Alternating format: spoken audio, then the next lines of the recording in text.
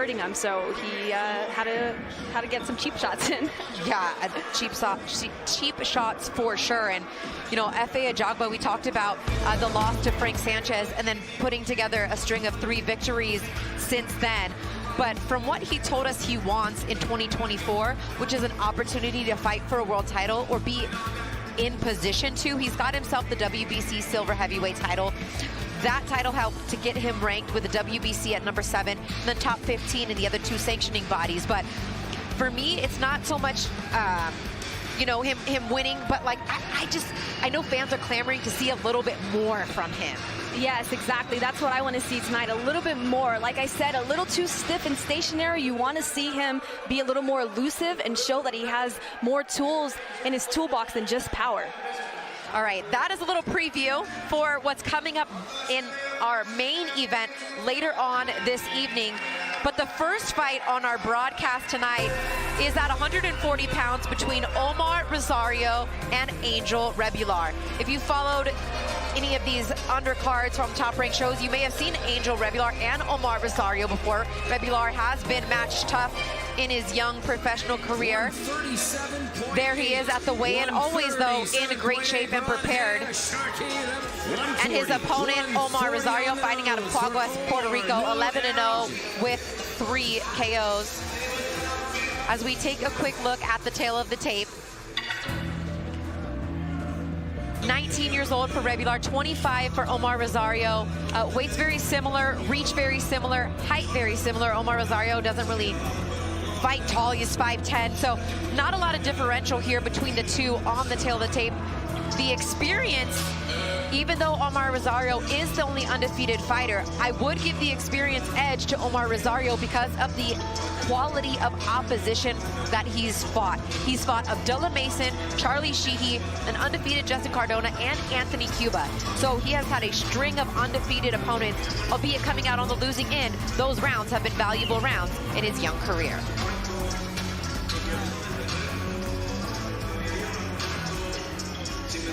There is Angel Rebollar. He's made his way into the ring. Up next will be Omar Rosario. You may have seen Omar Rosario fighting last on a card on the Puerto Rican weekend. Probably his biggest one to date against John Carlos Rivera. He said he felt like he made a great statement in that fight, especially on that weekend, on the eve of the Puerto Rican Day Parade. He was really happy with his last performance. Mark Chinook is our ring announcer tonight. He will take us through the official introductions as we bring you 5 fights on our broadcast tonight, ending with the heavyweight clash. Ladies and gentlemen, welcome inside the Tahoe Blue Event Center here in beautiful Lake Tahoe, Nevada. This is boxing. This is Top Rank. Presented by Hall of Fame boxing promoter Mr. Bob Arum, and brought to you all evening long by AutoZone. Get in the zone. This bout is scheduled for 8 rounds in the junior welterweight division. Our judges at ringside, Tim Cheatham, Glenn Feldman, and Lisa Giampa. And the man in charge at the sound of the bell, Mr. Raul Caez Jr. Introducing first out of the blue corner. He weighed in at 137.8 pounds. Wearing silver trunks with white trim. His record, 7 victories with 3 defeats. 3 of those victories coming by way of knockout. Representing Southgate, Los Angeles, California, Angel Sharky Rebollar. Introducing out of the red corner.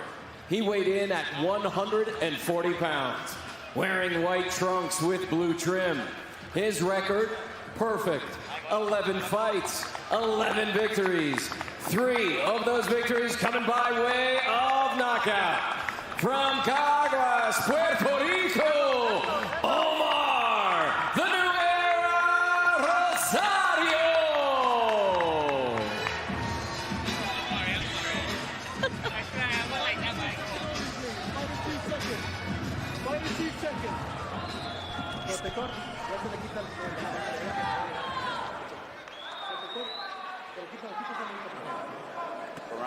Is it?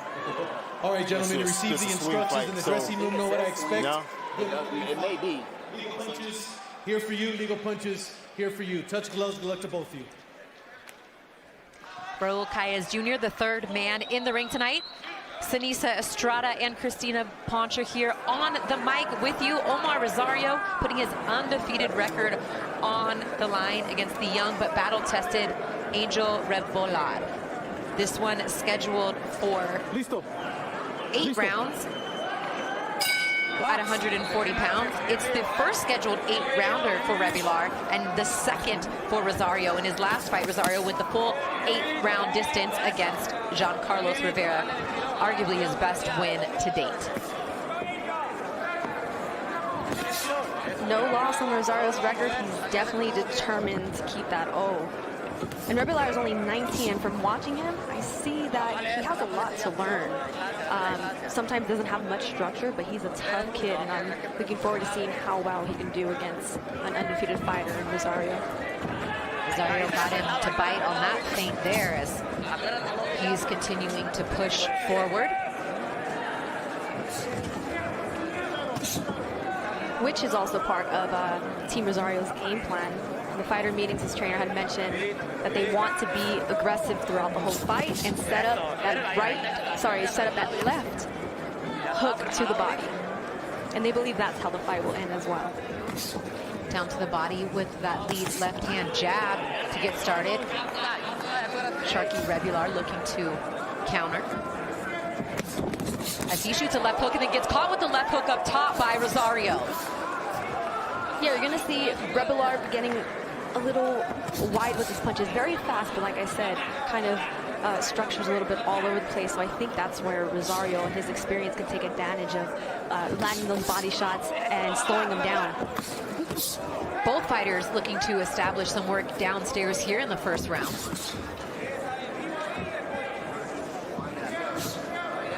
You can see the hand speed there for Rosario, how quickly he pops out that left-hand jab.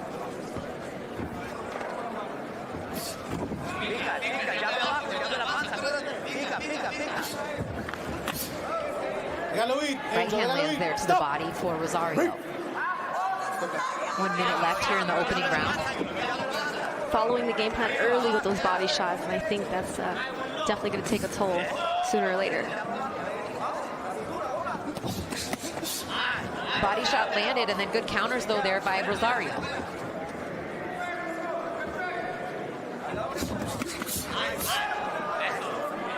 Rebollar's got to get those hands back up after, trying to block those body shots. He's getting caught upstairs on his counters. Stop. But when you're getting hit to the body early, it makes you want to react and cover up and lower your elbows and block those body shots, and then you forget about the head. And I think that's where also Rosario can take advantage of as well.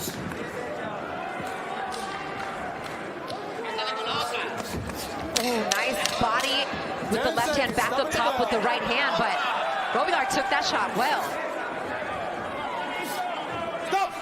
Stop.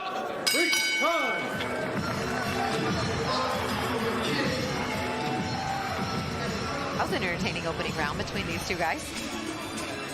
Look at the corner of Omar Rosario.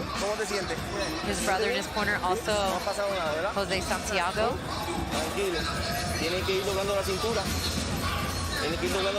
Rosario comes from Caguas, Puerto Rico, the same city that produced Miguel Cotto. And when Omar was younger, he also was trained by Cotto's father, Miguel Cotto Sr. So connections there, not only from the same city, but a personal connection with the family as well. We look into the Rebollar corner.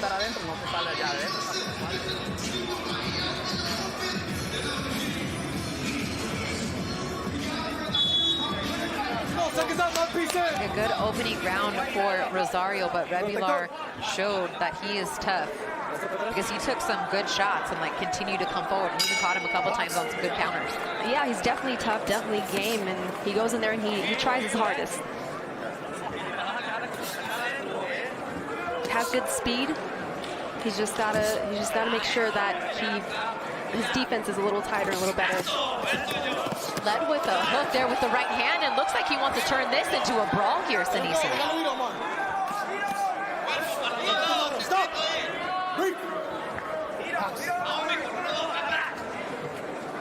And with Rosario's team telling us they want him to be a little bit more aggressive, that kind of plays more into Rebollar's game plan. That's the kind of fight he wants to fight. He doesn't want to sit here and have a boxing match. He'd rather have a war.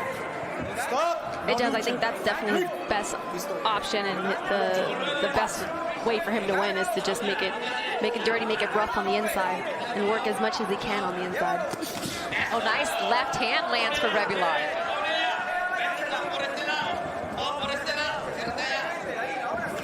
Oh, nice left hand to the body as well. Nice counter by Rosario right after that. Both guys getting in some good shots here to start round 2. Rebollar standing his ground a little bit more. The first round, he spent much of it moving around the outside of the ring, but trying to push forward now.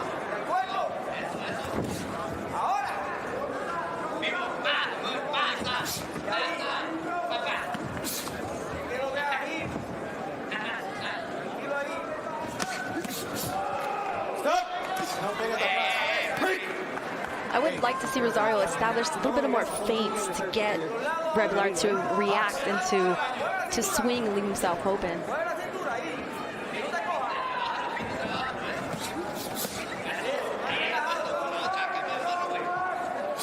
Rebollar, oh, nice. You know what, you mentioned in the opening round how wide he was with the shots, but it looks like he's tightened them up quite a bit. And much to his success, he's landed some good shots in Rosario the first 2 minutes of this round. Down to the body with the left hand goes Rebollar. He has, yes, and I think that's the reason why Rosario needs to use those feints, so that way he can feint him and get him to react and then counter.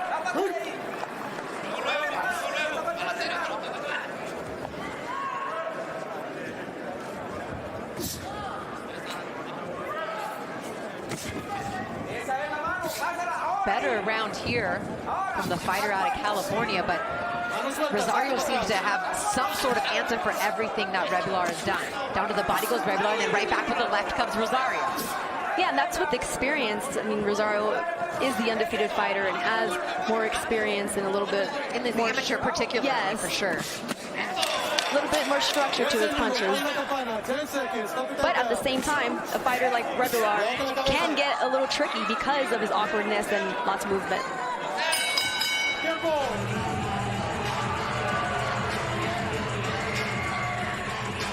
Listen into the Rosario corner. Or the Rebollar. Director switching up on me in a second. Inteligente, buscalo, el jab, ¿sabes? El jab va a esperarlo, pero reaccionar rápido, rápido, ¿eh?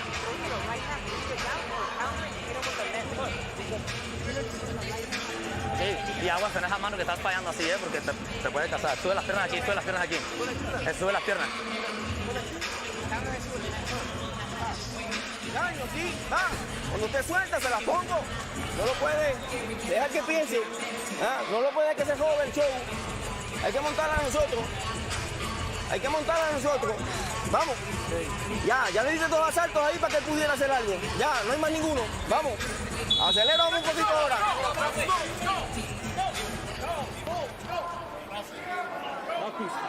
Stay back. No peguen en la espalda. Right, round 3. Both fighters meeting each other with the jab in the center of the ring. Thought Rosario was pretty clearly out in front after round 1, but things got a little bit tighter there in round 2. Let's see what happens here in round 3, what adjustments these fighters can make here. I mentioned just the first scheduled 8-round fight for Rebollar. He's gone the full 6-round distance 3 times. The second scheduled 8-rounder for Rosario.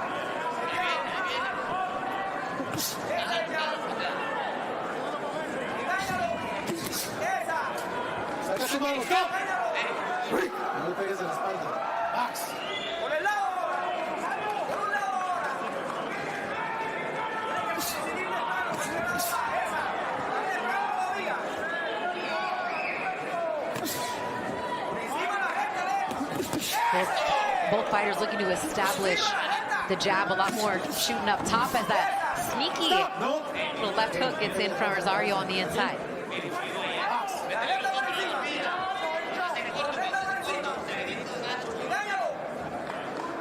There's some of the feints you were talking about coming from Rebollar.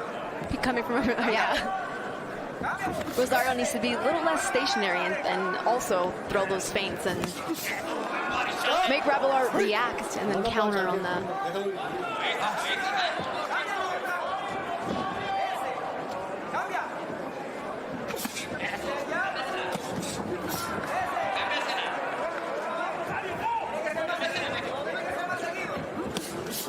Nice body. Yeah, go ahead. Yeah, nice body shot by Rebollar. Yeah, he did a good job. Good little Roy Jones jump in with that hook to the body. The left-hand side.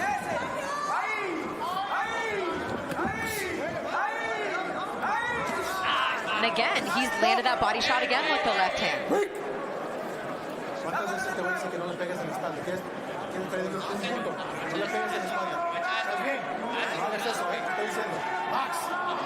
A little warning there about kind of hitting behind the back, it looked like.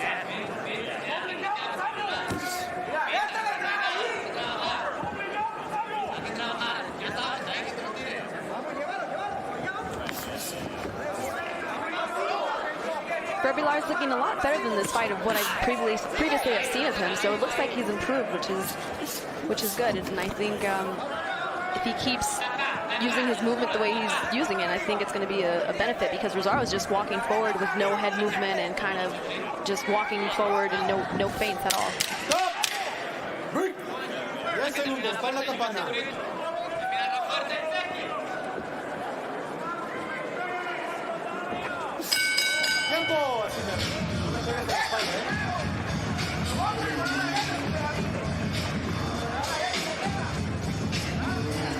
That was a good round there for Rebollar. Right here we see them tying up, and Rosario's still working in the inside. That was the shot that he got warned by for the referee. Caution by Paez just about that. In the clinch, kind of hitting on the backside. And like that little throwaway shot with the right hand that comes with the left.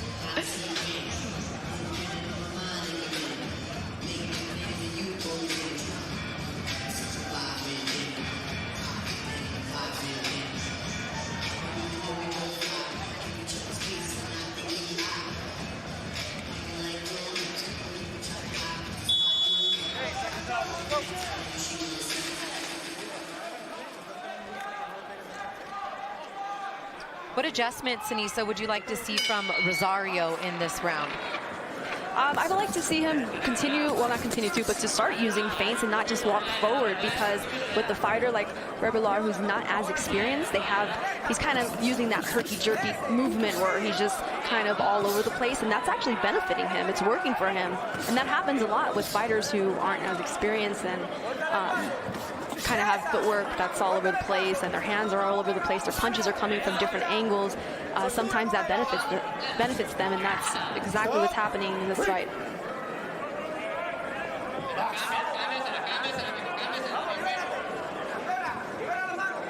Rosario has some good sparring coming into this fight. He sparred with Jose Pedraza, also with Nicolas Flaus, who just got a big upset win against Jahai Tucker in his last fight. So he's had some great preparation for this fight. But as you mentioned earlier, I mean, styles make fights. The way Rebollar had fought against, you know, Charlie Sheehy and Abdullah Mason, two other undefeated fighters that he has faced, they were tough outings. He took them the distance.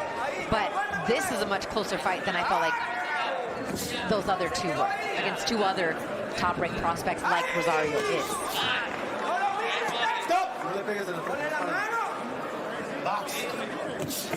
Down to the body with the left hand again goes Rebollar.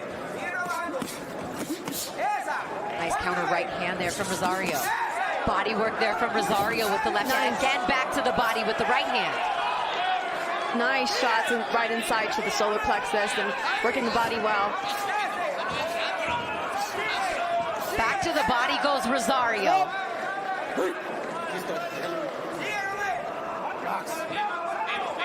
I would like to see Rosario cut off the ring a little better as well. Step to the right, because he's just following Rebollar in circles anywhere Rebollar wants to take him. 1 minute left here in round 4.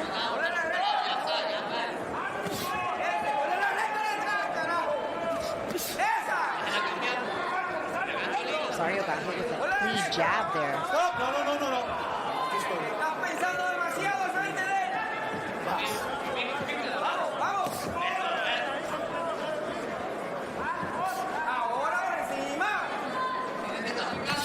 again with the jab.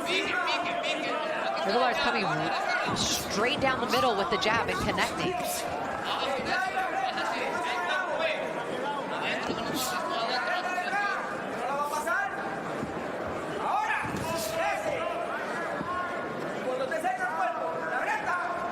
Taking a quick step out to the right and a right hand just like that would definitely be effective. I think we need to see a little bit more of that. And I think that'll lead to him landing that left hook to the body. And that was a close round. That was really a tough round for the judges to score.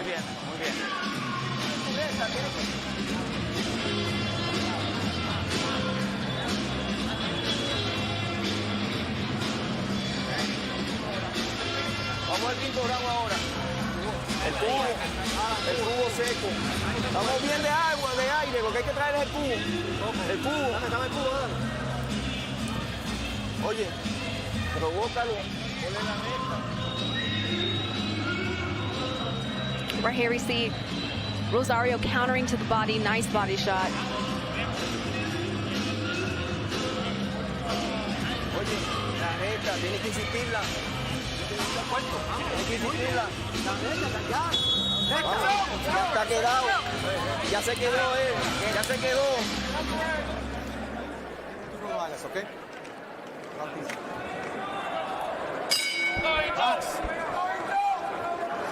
Right, we're approaching the second half of the fight now as we get into round 5, and it'll be interesting to see what adjustments either fighters make towards the second half of this fight, because some of these rounds have been very close, especially the last 2. Yes, this is the half of the fight right here. These last rounds is where somebody needs to step up and make a difference and set themselves apart.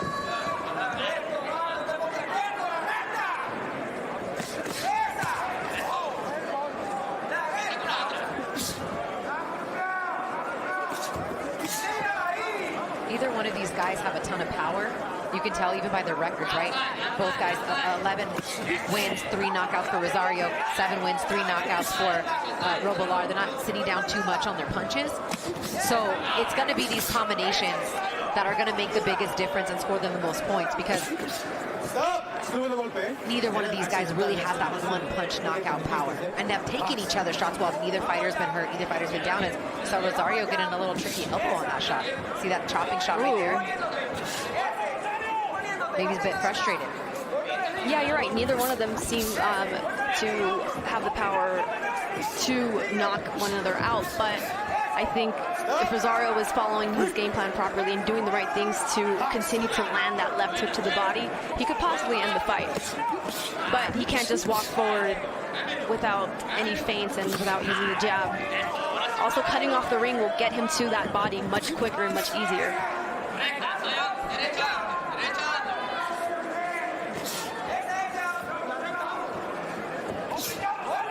Back to the jab goes Rosario.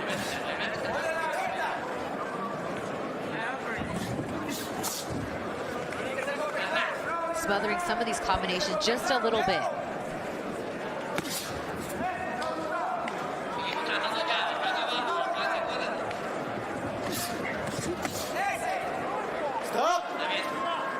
You could tell part of Rebollar's game plan is when he gets in tight, works the body, that he wants to try to hold Rosario. And holding smart on him, because Rosario wants to work the inside and land those body shots. So for him to hold and not let that happen is a good thing on his part. There's a feint with the feet there by Rosario. That was effective too in landing that right hand. Then right back though comes Rebollar. He just some kind of tough. Yeah. I mean, we heard that shot. That was a thudding shot. Yeah, he's very tough. He's very athletic. You can tell he's athletic because of the certain movements and angles that he punches. But he just needs to improve and kind of just be able to understand when to throw certain punches or when to be in a certain position. And he would be so much better.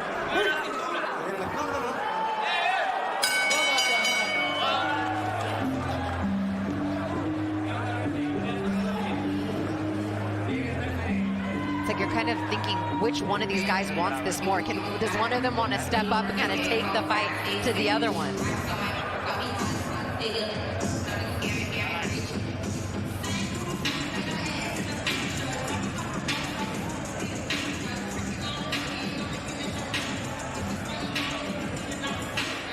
Si vas trancado, él te la da, te está sorprendiendo. Tú tienes que estar más relajado con él. Ahí está. Más relajado con él. Háblame duro. Vamos. Él no está haciendo nada. Él no está... Un poco bien serio, no andar con esas cosas. ¿Ok? Ahora pues. Agarra ella, dale a... Vivo. Vivo. Vivo, no se me duerma.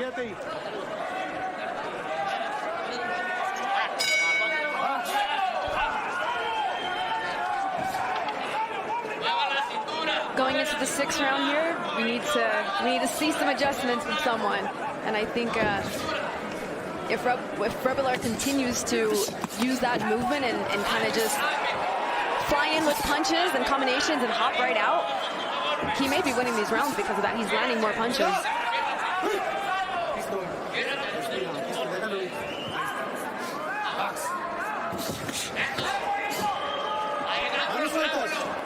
Tying up on the inside.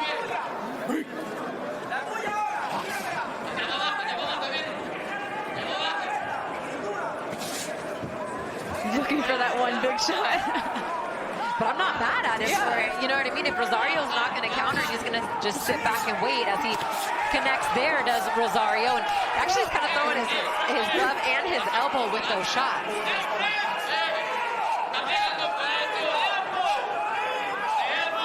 But I think, and his corner is recognizing it too, that he's getting the elbow in there with the shots. But that could be a sign of frustration from Rosario, could it not be? And I think maybe Rosario didn't expect him to be this quick and to be this jerky and use that speed to move in and out. And maybe it's frustrating him, and he wasn't expecting this. Nice counters right back. Everything Rosario throws, Rebollar's coming right back with a combination of his own. Oh, look at that counter right hand. That was a great shot, but it doesn't get his hand back enough in time for defense, and then Rosario's got to get back, and it kind of just cancels those shots out.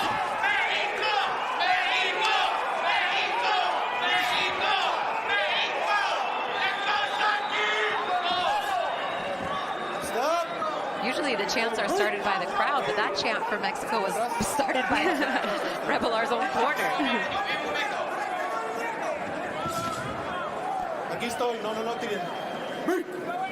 I really like how Rebollar is continuing with what's working best for him and listening to his corner and following what is their game, seems to be their game plan.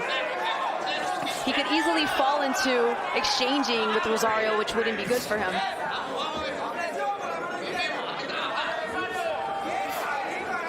Tying up on the inside, continuing to box and move around Rosario.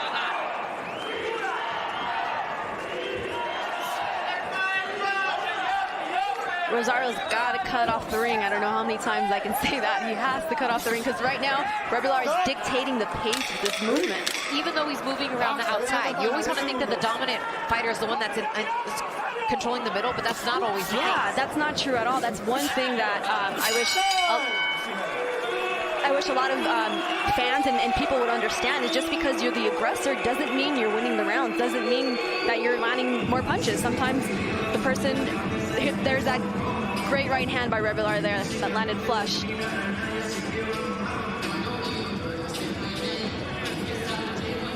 But what, to your point, just because another fighter's in the center of the ring doesn't mean that they're controlling the pace of the round. Does not mean that, no. It means somebody who can be the boxer and the mover is the one that's dictating the pace and winning the fight. Just like Muhammad Ali, he dictated the pace every single fight, and he made you come to him, made every fighter be aggressive, but yet he knew exactly what he was doing. He was dictating, he was controlling the pace.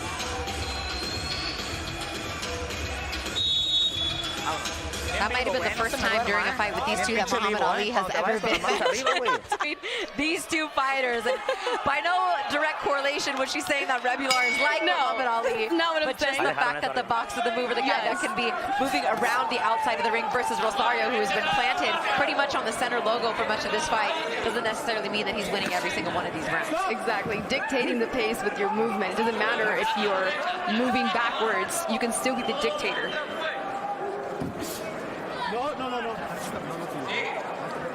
And a lot of what Rosario's done, Sinisa, has been kind of, round 1 has looked like round 3, has looked like round 6, you know what I mean? He hasn't really made any big adjustments that have been giving him these rounds clearly. Exactly, yes, and I think, I mean, this is showing right now that he may have a hard time with boxers. He hasn't cut off the ring, and he hasn't used any angles or feints.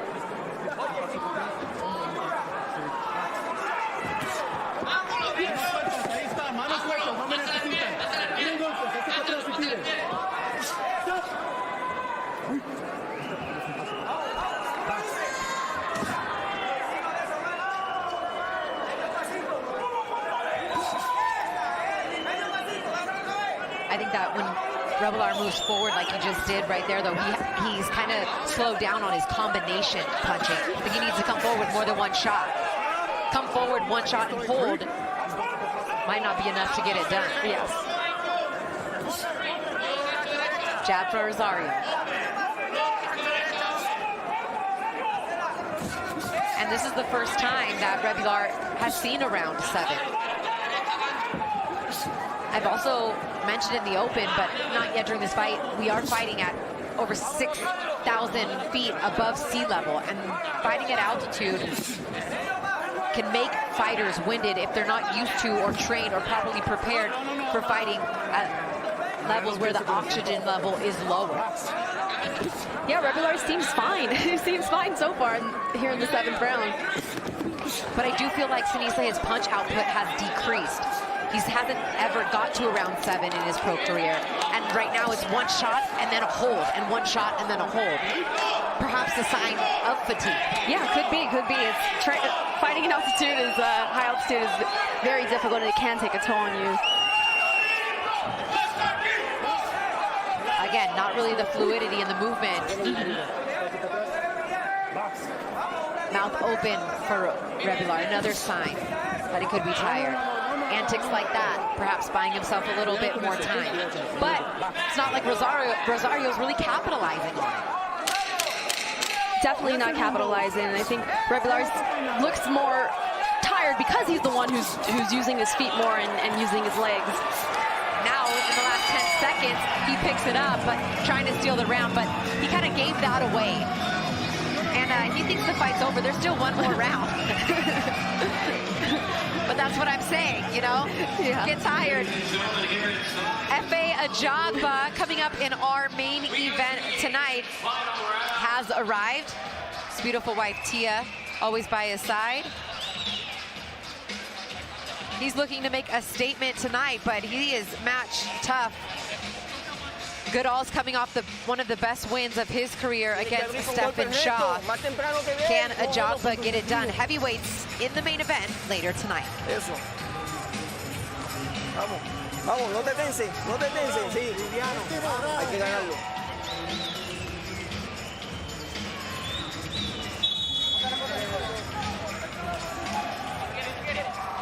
Bien vivo, güey, bien vivo, güey, bien vivo, güey.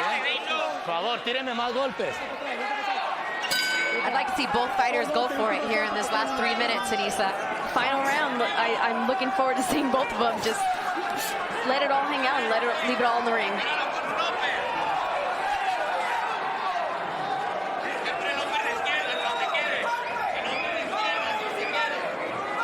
Rosario backing Rebollar in the corner, and then he holds once again.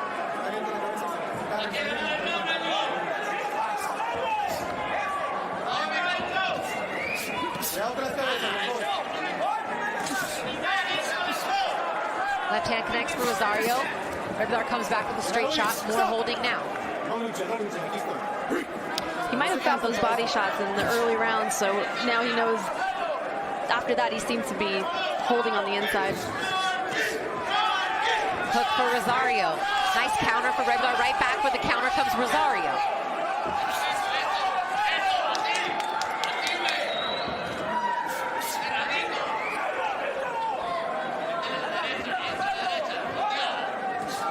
Rosario back to the jab.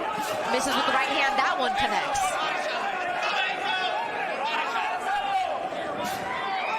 Rebollar not letting his hands go. he should be punching right here, or at least jabbing. We got to see him let his hands go in this round if he wants to steal it. It's already halfway through.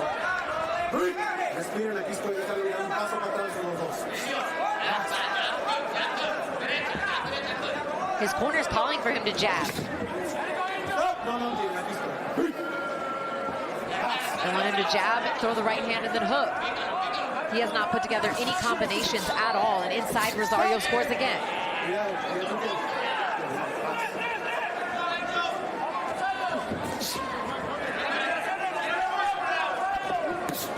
All three losses on Rebollar's record have all been by decision, has never been stopped, and you can see why. Yeah, he's very durable, very durable. 1 minute, under a minute left to go here in the fight.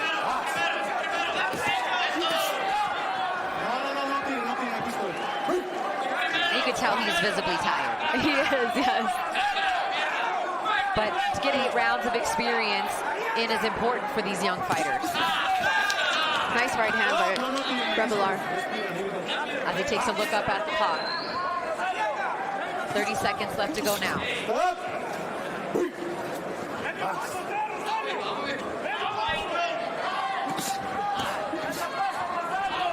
For Rosario, who felt like he made such a great statement in his last fight, coming in here saying that he wanted to stop this guy, how he was going to hit him with the left hook down to the body, try to get that stoppage.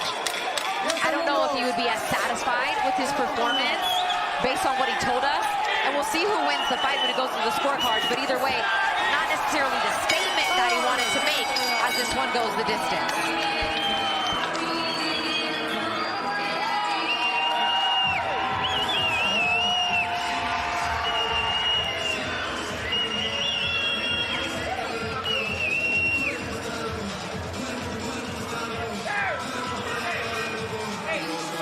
Take a look back at some of the highlights from this one. We've talked about the elbow a couple times that got thrown behind some of those shots from Rosario, and Sharky did some good work. Those shots partially blocked down to the body, but he did, especially early, establish some good work downstairs, but right back every time almost it seemed like came Rosario. Yeah, Rosario did establish some good body shots in the early rounds, just maybe the early, the first 2 rounds, and I think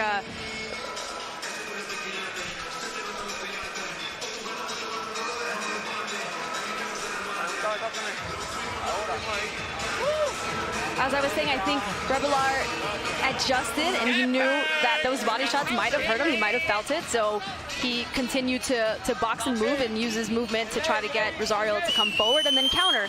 And that's what he did very well throughout the whole fight. And we didn't see Rosario make an adjustment as far as cutting off the ring or using any angles. But I think he did.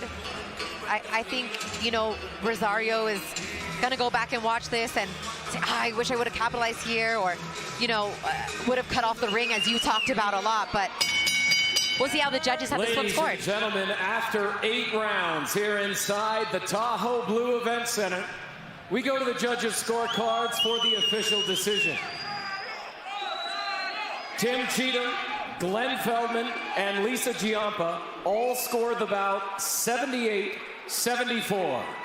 For your winner by unanimous decision, Angel Sharky Rebollar. Wow, unanimous decision. Your winner tonight, Angel Rebollar, came in here and won 78-74 on all 3 judges' scorecards. Do you disagree? I don't disagree. I think Angel controlled the pace and he dictated the movement, and I think he was flying in with punches and clean shots and combinations, and I don't disagree with the decision at all. I mean, we talked about the lack of adjustments. We talked about, just because he's the one moving around the outside doesn't mean that he's not dictating the pace of the fight. So good on Rebollar for coming in here on the quote-unquote B side and coming out of here with the unanimous decision victory, handing Omar Rosario the first loss in his professional career. Let's take a look back at how he got it done, Sinisa. Early on, he showed that he was tough and went to the body and countered with a lot of great shots. Yeah, he was going to the body, to the head. He was boxing in and out. he was moving in circles, and Rosario was following him and just walking forward without any head movement, without any feints, without using any angles. And, you know, as the undefeated fighter, you have to show why you're the undefeated fighter, especially those last championship rounds. Even though it wasn't a championship fight, those last rounds, you need to show that you're in this fight and that show how bad you want to win. And I don't think Rosario did that tonight. I would love to see the scorecard to see how those last couple of rounds were scored, because I really felt like maybe Rosario at least split those last 2 rounds. So to have him win 6 of the 8 rounds is like, wow, I am surprised. That I thought it was a little bit closer than that, but I'm not even mad at all at Rebollar getting the decision, because I felt like he did do enough to pull it out of here tonight. In fact, the judges saw it that way. So congratulations to him, and Omar Rosario, who just walked by us visibly upset, thinking that he won this fight tonight, suffers his first defeat and is now 11-1 as a pro with 3 KOs.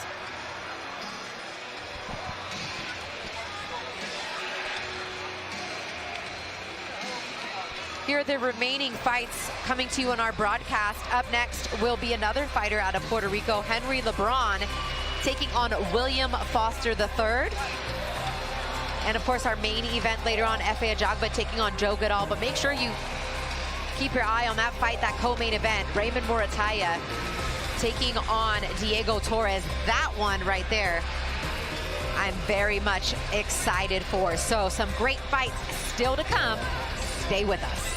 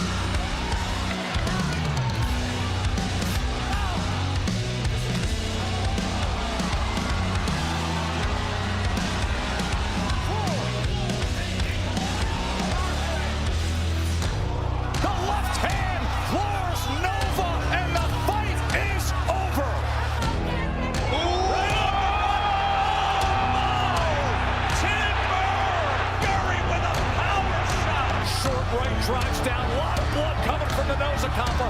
Headshot after headshot, short right hand. Let the celebration begin.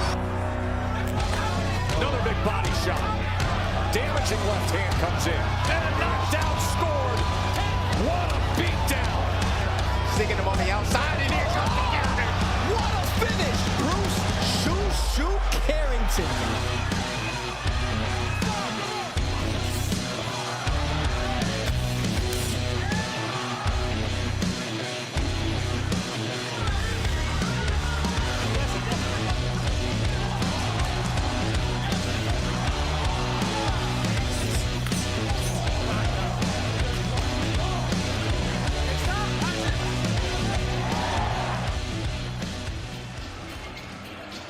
Before we get to our next fight, which is Henry LeBron taking on William Foster III. And Cindy said we'll get into this during the fight. We had a great conversation with both of these guys. I'm really looking forward to seeing how their game plans come to fruition between these two undefeated fighters. But before that, I want to give you a clip and show you some of this next episode of what Top Rank calls One More Round. And it's a fun feature that has been running on Top Rank's YouTube and also on TV here in the States that shows other athletes and celebrities taking a look back at some historical fights and reaction to seeing these fights for the first time. And it's called One More Round. Enjoy. He sent him out the ring with an uppercut. Ooh, you remember that? No. All he needs to know is You go up with two hands. This is fun as hell.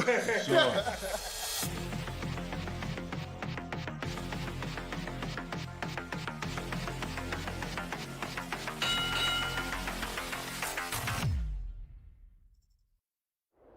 Where were you when you first saw the jaw-dropping opening round between marvelous Marvin Hagler and Thomas the Hitman Hearns? Incredible! Perhaps one of the best in middleweight history. Or watch Tyson Fury become the heavyweight king? There is a new champion, and his name is Tyson Fury. These unforgettable feats of boxing's greatest competitors are eternally engraved in the minds of boxing fans. But what if you never saw them? We're going to be joined by none other than the first overall pick of the 2015 NBA Draft, a three-time All-Star whose exceptional skills and ability has propelled him to become one of the NBA's brightest stars, Karl Anthony Towns, along with his friend and former teammate, who is now teaming up with LeBron James and Anthony Davis, current Los Angeles Laker and respected NBA vet, Taurean Prince. I'm jacked that I get to choose which fight to watch with Cat and Taurean. So to really set the tone on our very first episode of One More Round, I gotta do it to him. We going with the war. April 15th, 1985. Marvelous Marvin Hagler versus Thomas the Hitman Hearns. Here's a look at the build-up to what will become one of the greatest fights in boxing history. On April 15th, we're gonna have a fight. This is the main event of the night. And one of us will win. Thomas the Hitman Hearns. And one of us will lose. Marvelous Marvin Hagler. And we know who that is. A super fight in every sense of the word. 1983's Fighter of the Year, Marvelous Marvin Hagler, faced the man who earned that same distinction, Thomas the Hitman Hearns. These two respectful rivals would embark on a promotional tour that captivated the sports world. So foul now. And on April 15th, everyone can just sit back and relax. Everyone but you, Hearns. Hey, watch. With so much at stake, both fighters were ready to put everything on the line. For the middleweight championship of the world. And I won't get any gray hair over it either. The Hitman operated under the watchful eye of Hall of Famer Emanuel Stewart, while Hagler, who legally changed his name to Marvelous due to a self-perceived lack of respect from his boxing peers, had a stoic demeanor, represented by a hat that would become iconic. That's what I feel. War. That's what's on my mind. Hagler and Hearns will combine to justify every bit of the hype the fight garnered, producing one of the most brutal, vicious, savage, violent, hellacious 8 minutes of boxing the sport had ever seen. And finally, it's Hagler against Hearns. Man, listen, I highly suggest y'all get ready. Hagler, Hearns, next.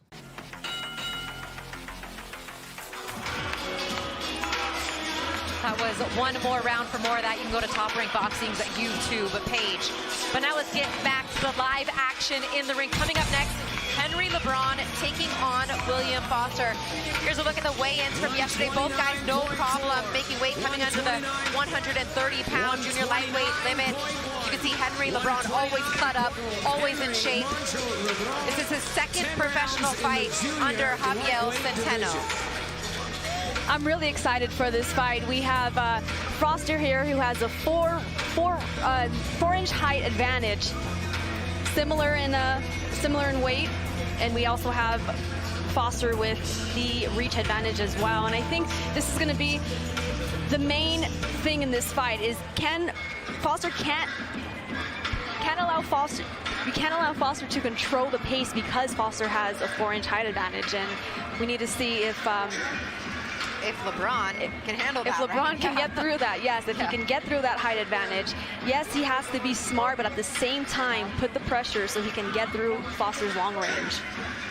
And Foster will, to your point, Sinisa, will want to use every inch of that to his advantage because Henry LeBron is known as a boxer, but his team wants him to become more aggressive and work forward. So it would be to Foster's advantage to be able to work hard off the jab and move around the outside and not fall into what Henry LeBron's game plan is, which would be to stop Foster, which has never happened in his professional career, as both of these fighters are undefeated. Here's Mark Chanel. Ladies and gentlemen, welcome inside the Tahoe Blue Event Center here in beautiful Lake Tahoe, Nevada. This is boxing. This is Top Rank, presented by Hall of Fame boxing promoter Mr. Bob Arum, brought to you all evening long by AutoZone.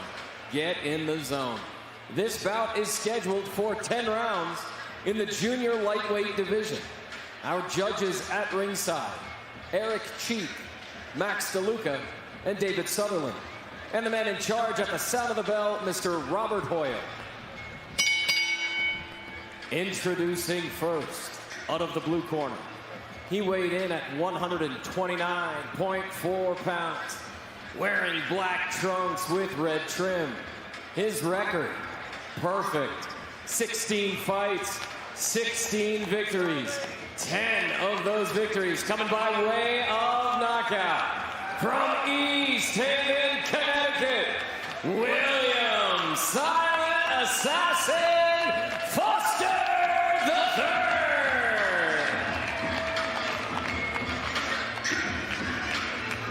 III. Introducing out of the red corner. He weighed in at 129.1 pounds, wearing gold and black trunks. His record, also perfect. 18 fights, 18 victories, 10 of those victories coming by way of knockout. From Aguadilla, Puerto Rico, Henry Moncho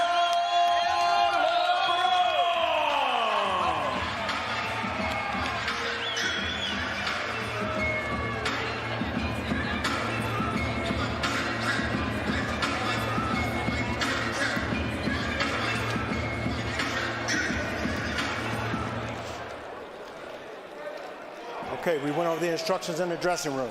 Any punches that land here is going to be a low blow. Anything here is going to be a low blow. I want you to obey my commands and touch them up. All right, Robert Hoyle, the third man in the ring tonight. Henry LeBron and William Foster. Great conversations we had with both of these guys, Sanisa, this week in preparation for the fight, kind of get an idea of their game plan and what they're looking to do. Two undefeated fighters. Let's see if someone is taking the first L of their professional career tonight. And right away, you see the difference in stances. You got Henry Moncho LeBron as the Puerto Rican southpaw against the silent assassin Foster III in that orthodox stance. Yeah, this should be a good fight, and I really like both fighters. In the fighter meeting, I really we got to know them, and they both seem like just sweet and great guys. So that's going to be a good fight, though. All that's out the window once they're in there against each other. Right to the body, you see right away, that's part of Foster's game plan. We talked about him fighting a southpaw. He said, look down my box record. Look at the southpaws I fought. I fought Edwin Dos Santos southpaw, Donald Smith southpaw, Avery Sparrow. So he's fought a lot of good guys and some solid southpaws as well. So no issue there for Foster. He feels quite comfortable fighting another fighter who meets him jab hand to jab hand as what you see against the orthodox southpaw. And LeBron's game plan is to be more aggressive in this fight. Put the pressure on Foster and let him know who's in charge and show him, make him respect him from the first round on. This is the second fight with Javier Centino in Henry LeBron's corner. Javier also trains Xander Saez. Earlier tonight he had Charlie Sheehy in the corner. Hearing rumblings of a Robert Easter return, and Javier's working with him on that, so he's got himself a nice stable of fighters down there. I know I'm missing a few, but he's got Moncho LeBron as Foster catches him just with a quick little tag to the chin, though. Looking to fight a little bit more aggressively. Moncho LeBron has always been kind of known as a boxer. Yeah, he's doing a great job at being aggressive from the start. And as him and his trainer said, they believe that Foster leans too much on his front foot, and that's where they want to capitalize on and take advantage of that. Let him out, let him out. No holding, let's go.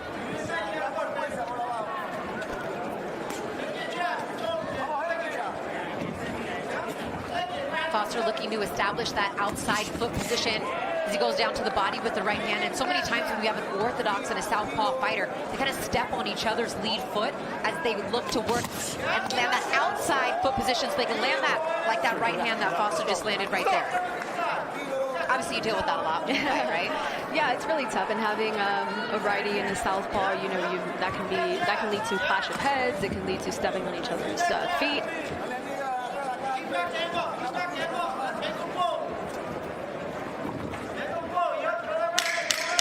10 seconds. one in the books, this scheduled 10-rounder.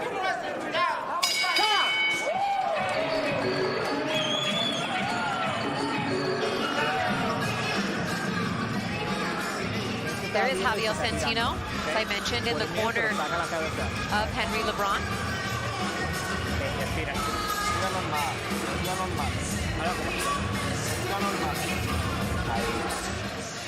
And in the corner for William Foster is Luis Rosa, who's been with him the majority of his pro career, and his manager, Marilyn Rosa. Glenn Gilbert's on pets. Sigue tocando de abajo. Él está entrando así. Tócale de abajo, dale 2 veces y pueden para la cabeza, ¿ok? Pero empieza también con la finta. Finta que él se tira. Finta, él se tira, otro, ¿ok? De atrás. Se está poniendo para todo, ¿oíste?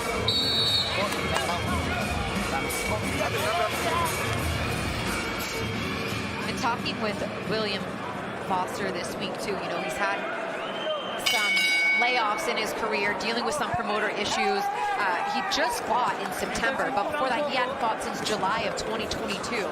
In coming off a victory to Avery Sparrow and Edwin De Los Santos, who's going to be fighting Shakur Stevenson in just 2 weeks' time. And he really felt like he could have built on that momentum from his career, and then had to deal with some promoter issues. Got a win under his belt in September, and is now a promotional free agent, and is really looking to try to make a statement in a fight like this, to get signed by a big promoter and really grow on what he feels like, you know, take advantage of big opportunities that he hasn't been able to yet because of the promoter issues he's been dealing with. Yeah, I think tonight is the chance for both guys to show just how good they are, and to just show how skilled they are. Yeah, taking a risk. Both these guys are undefeated. There's no belts on the line, no titles. To be matched like this at this point in their career, I mean, kudos to the matchmakers, and kudos to both of these guys who want to test where they are at this point in their careers, risking the O.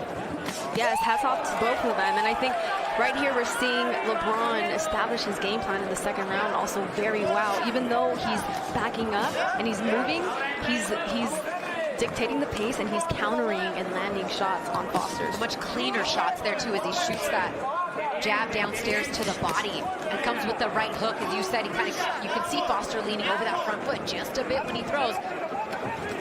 His team did see that, and that's what they said they were going to capitalize on, and they're doing a great job at doing that so far. Yeah.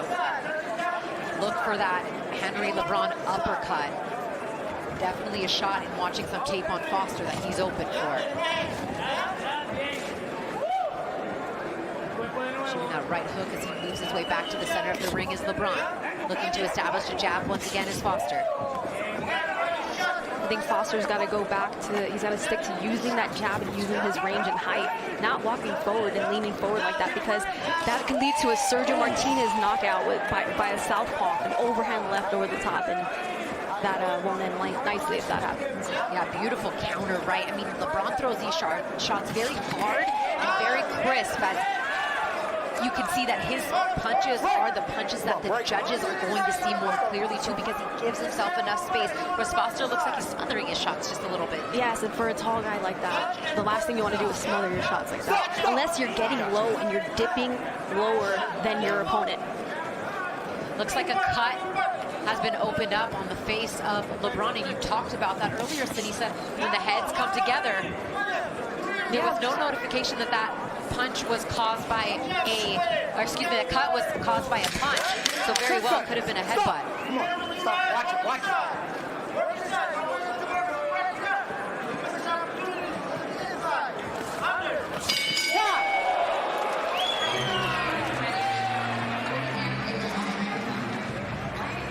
And Mike, the mechanic Basil, will get to working on that cut on the right eye as we take a look at potentially how it happened. As well, this isn't a look at the cut. That's a right hand there landed by Henry LeBron.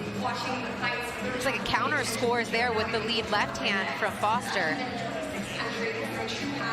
LeBron's doing a great job at just countering and moving right out and getting back to the center of the ring.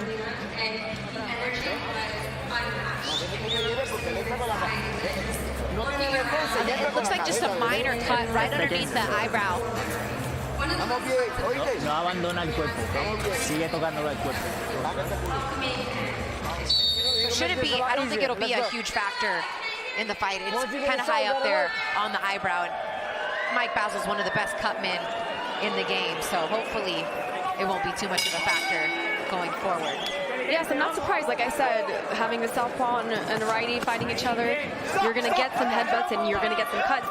That we might see another cut, or we might see the cut get worse because of another clash of heads. Yeah, with LeBron being a southpaw, he has been cut 3 other times in his professional career. Twice over the left eye, once over the right eye. So no stranger to cuts. It hasn't deterred him yet in a professional fight, and I don't think this will either here. Off his head, stop! Get off his head. Push his head. Come on, let's go.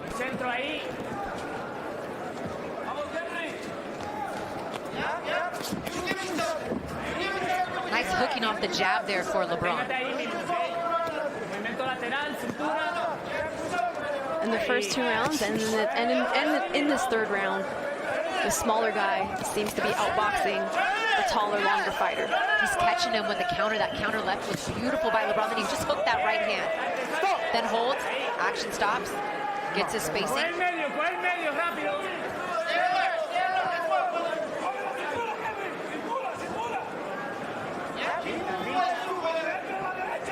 I like how LeBron's feigning and moving his upper body, keeping it moving no matter what, so that way Foster doesn't have a set target.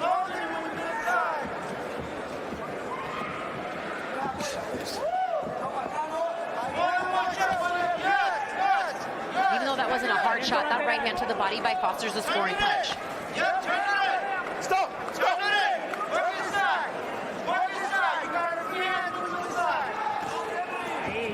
Just out of distance there, beautiful by LeBron. His Foster's trainer is yelling and telling him to work inside, but LeBron's not staying in the inside to allow Foster to work inside. He lands his jab and then takes those steps back to get right out of range from that longer reach there of Foster. Stop! Good counter to the body by LeBron.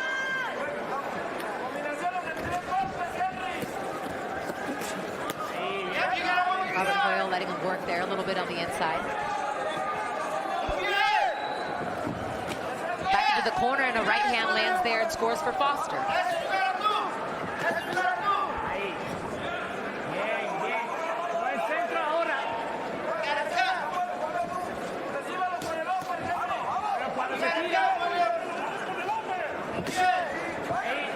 Foster cannot break his stance like that. Being the taller guy, that's a dangerous thing for him to do. He can get caught with a big, dangerous shot by LeBron. He got a left hand in there, but just walked right through by LeBron.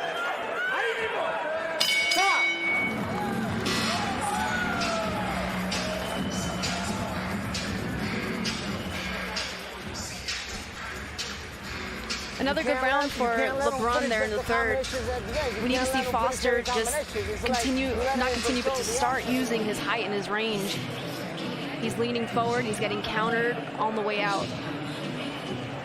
And I think although Foster's throwing a little bit more punches, the efficiency at which Henry LeBron is landing these shots is what's setting the two apart so far in these first 3 rounds. I agree. LeBron's been very accurate with his shots, setting them up. It's like he knows exactly when and what he wants to throw.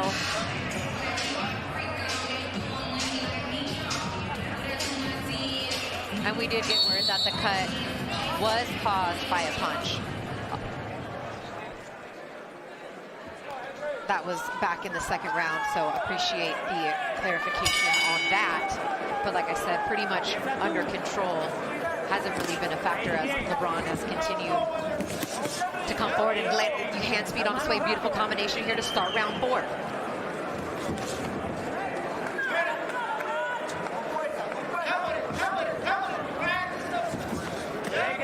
And yeah, through the first 3 rounds, getting the CompuBox numbers, Henry LeBron has landed 48% of the shots that he's thrown. Nearly 50% efficiency through the first 3 rounds. Yes, he's been very accurate, and Foster now he's missing and he's squaring up after he misses, which is a dangerous thing to do because he can get countered just like that. 22% of the shots landed for Foster. I like to see Foster use his jab more and take small steps back and then counter LeBron with his long punches.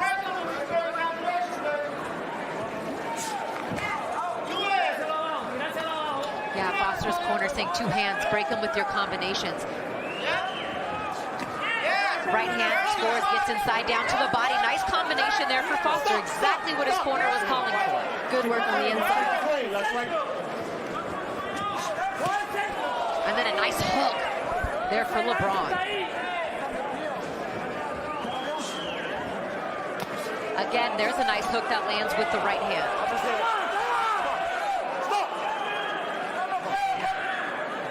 Actually, left hand, excuse me, out of that southpaw stance. That was the first time you saw him clearly shoot that uppercut. Missed it there, but that's a shot that looks to be there for the taking when you watch film on Foster.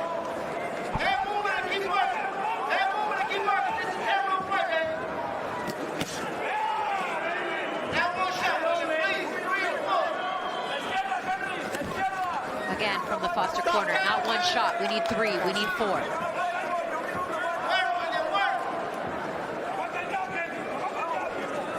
And I think his corner is right. If he's going to walk forward like this, he needs to throw more than one punch, because if the first or second doesn't land, at least the third or fourth is what you're landing.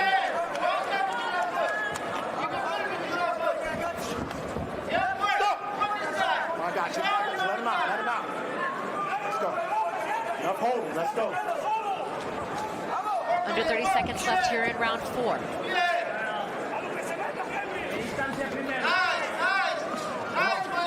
Let him out. Come on.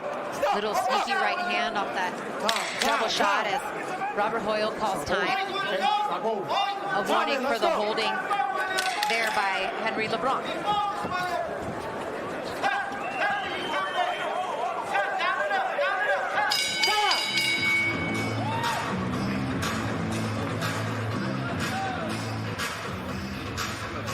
No deje que te ande a la soga, ¿okay? That was a much better round for Foster. Okay. La única. There's the counter right hand that he throws, and I mentioned Henry LeBron's so good with that distance. Like, he honestly has done such a great job getting out of the way. And Joe Goodall has arrived to the venue for his fight tonight in the main event against Efe Ajagba. Back-to-back consecutive fights here in the U.S. after his upset victory over Stephen Shaw in his last fight. He'll be looking for another upset as he is the betting underdog against Efe Ajagba tonight. Both fighters one loss on their professional records, but both fighters with heavy hands and high knockout percentages. Will the main event go the distance, or will we see a big-time heavyweight knockout? Stay tuned. Right now, round 5 in the scheduled 10-rounder. Henry LeBron, the more efficient, effective puncher in the first 4 rounds, but as Sanisa Estrada said, the last round, the best one of the fight so far for Foster. Stop! I got you. There you go. 4th round was definitely his best round, and there's still time for him to stay in this fight and to show what he can do.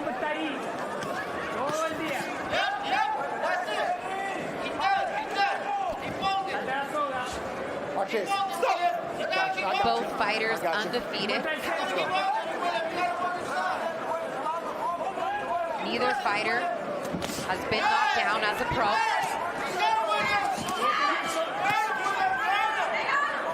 Foster's corner feeling like they have LeBron hurt, but I don't see it.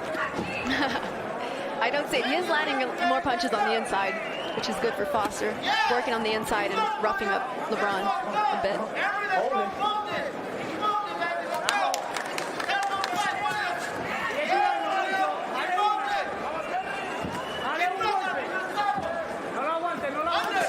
Down to the body goes LeBron with the right hand. See how when Foster shoots that jab and that right hand, he overextends like that? Oh, down to the body goes LeBron. That could be to his detriment as this fight moves forward, because Henry LeBron is a very smart fighter. Yes, yes, very smart fighter, and I think he's been doing a good job at setting up shots and knowing what shots he wants to land. So we'll see if LeBron can continue to do that, even if Foster is landing more punches on the inside moving forward.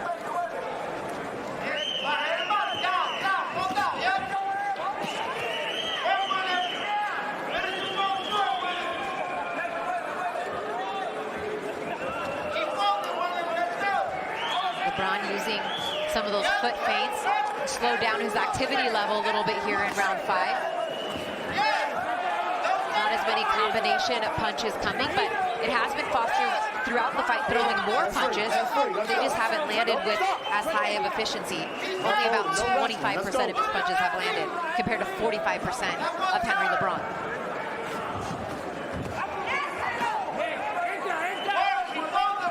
One of the biggest scoring criteria is not just aggressiveness, but it's effective aggression.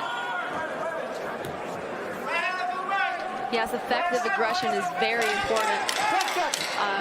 Like we were saying in the previous fight, you know, going forward doesn't always mean that you're being effective. I got you.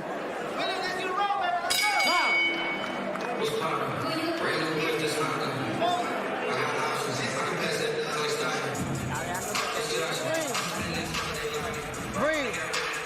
Dog it up. I need some answer on this side. Here we see LeBron throwing a straight left to the body, kind of slipped off, and we see a counter from Foster there right up top. Straight right hand. And we see LeBron there leaving himself wide open with his hands down and bringing himself, just pulling straight back right after, which is why Foster was able to counter him on the way out. Seems like he's taking a little bit too long to get that left free throw, maybe admiring his work a little bit, and then gets off with the counter. That's one thing you have to make sure. If you're going to go to the body against a tall fighter like that with straight punches, you have to make sure that you're staying down after, so that the counter can go over your head and that you're not pulling straight back where you can get countered like that. Touch that body, touch that head. That's coming from some experience. My short little broadcast partner. Just a little bit of experience. You've got quite a few fighters that I would say had a couple inches on you. Right? Yeah, definitely. All right, now to the second half of the fight as we enter round 6. Christina Poncher and Denisa Estrada here with you. Still to come on our broadcast tonight, Raymond Muratalla taking on Diego Torres in our co-main, and Efe Ajagba versus Joe Goodall scheduled for 10 heavyweights in our main event. Some nice quick punches here to start round 6 from Henry LeBron. Good overhand right by Foster. Landed that one flush.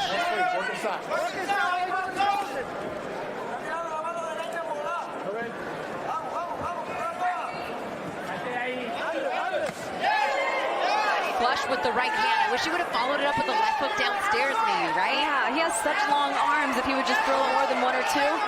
That one looked like it might have buckled the legs for LeBron briefly.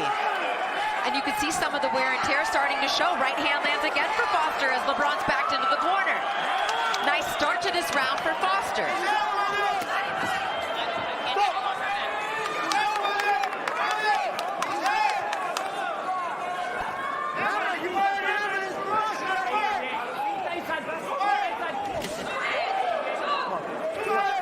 Holding. Foster's corner telling him, remember, you're fighting him on his promotion. You gotta work. That's true. Even politicking in the middle of the fight is his corner. He's not lying. He is not lying. He has to show why he wants to win and show why he deserves to be here. But as we saw earlier tonight, if you've been watching our broadcast, Angel Rebollar come in on the quote-unquote B side against Omar Rosario, top-ranked fighter, and won a unanimous decision victory in the fight before this one. So it can and will happen. They got that one right. Blocked that shot there, did Foster. Stop, stop, stop. Sorry, it's okay.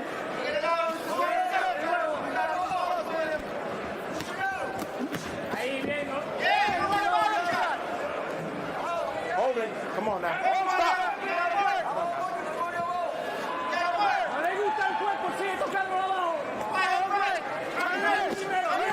to the body with the left hand goes LeBron.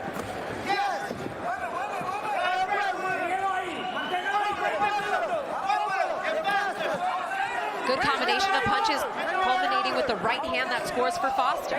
Yeah, we see that cut on LeBron opening up a bit, from those punches. Right back, another scoring punch for Foster. Having a nice round here, round 6. Maybe even back-to-back rounds. He had a good round 5 as well. Yeah, some good back-to-back rounds here for Foster.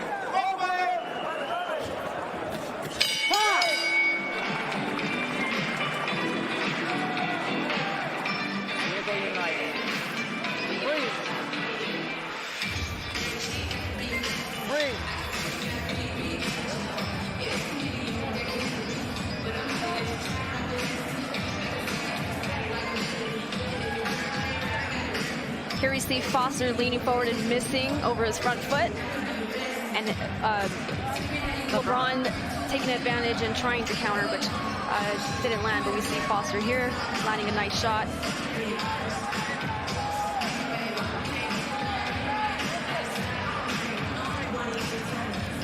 That good combination got in there from LeBron, but taking a look at the CompuBox numbers now, these last 2 rounds, Foster has thrown a lot more punches and actually landed more punches, outlanded LeBron in rounds 5 and rounds 6.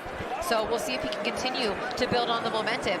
But those last 2 rounds, he's threw the most punches than he had in the first 4 rounds. 43 punches in round 5, 44 punches in round 6.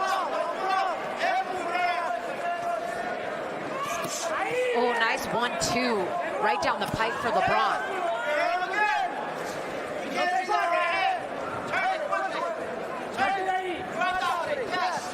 Nope, off his head. Foster looking to land the right hand to the body. I got you. Come on. Keep it clean. Watch the head. Foster's got to keep that same punch output as he did the last 2 rounds, because we know LeBron's going to continue to keep up his punches and his combinations.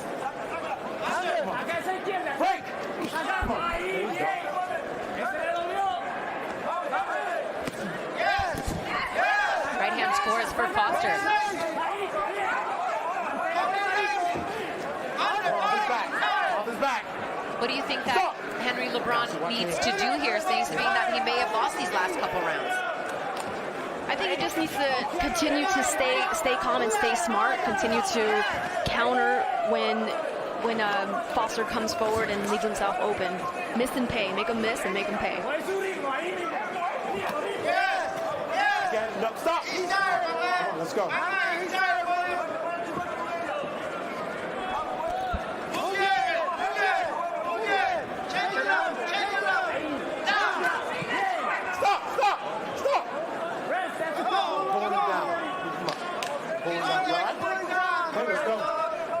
Clean.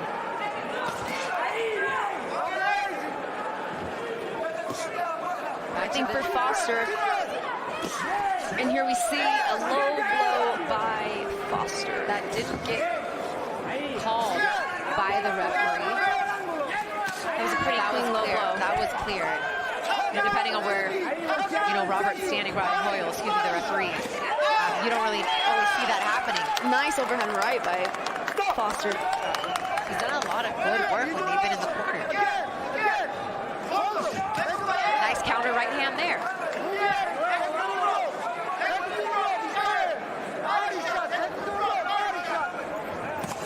Oh, that shot there. I mean, nice counter hook. You hear these shots too. You think like, how did he keep standing? How did that not hurt him? Just smiles, keeps moving.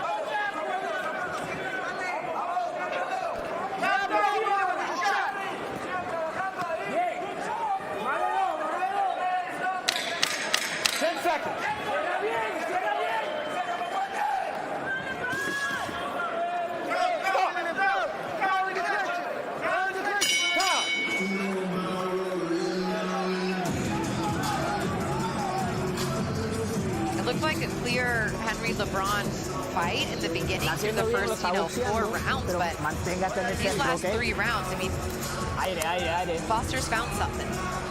Vamos, coge agua y escúpelo. Escupe aquí. Cuando te pongas el pie afuera, vete con el open, la cabeza queda afuera. Tu cabeza queda afuera. Here we see that counter right hook by LeBron as he moves and takes himself out of the corner. But then Foster landed that right hand flush. Yeah.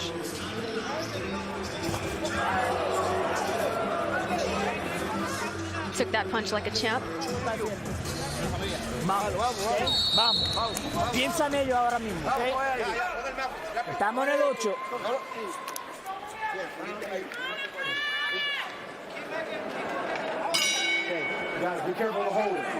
Henry LeBron is ranked number 8 by the WBO, number 10 by the IBF, and all the way down at number 29 by the WBC. So kind of a wide range of rankings there for him, but if he wants to get himself into title contention, you know, this next year approaching his now 19th and 20th fight at 130 pounds, you know, he's got to make some adjustments here in the second half of this fight to show that he's, you know, worthy of being ranked in the top 10 and 2 of the sanctioning bodies. And I'm not taking anything away from the undefeated William Foster, who I said is battle tested and earned this opportunity too. He himself ranked number 12 by the WBA, but yeah, both of these guys are hungry for an opportunity to fight the top names at 130 pounds. I mean, and this is them saying that to us. You know what I mean? We sit in the fighter meetings with these guys. We talk about what their plans are, short-term, long-term, and of course, everybody wants to fight for a world title. Let's be real, but some of these guys feel like they're closer or moving up the ranks, you know, quicker or want to be matched quicker. And with the success that Henry LeBron has had as an amateur, and how he won, you know, gold medals in a lot of the Puerto Rican national championships and a lot of the amateur tournaments, he's one of the ones at 26 years old that feels like, you know, he's okay with moving up and moving forward in competition, which is why now he's fighting another undefeated guy in only a second scheduled 10-rounder.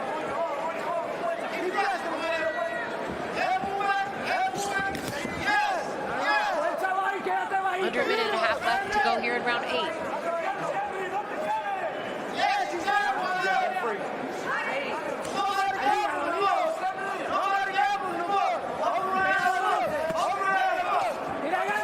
And before, you would see Henry LeBron giving himself a little bit more space on these shots. Tanisa, doesn't it seem like now these shots are coming a lot tighter? He's smothering his shots a little bit more, not giving the distance. Yeah, he's not keeping the distance. Could be, maybe he's a bit winded, a little tired from fighting here in elevation, but he's still countering on the inside with some good shots. Just like that.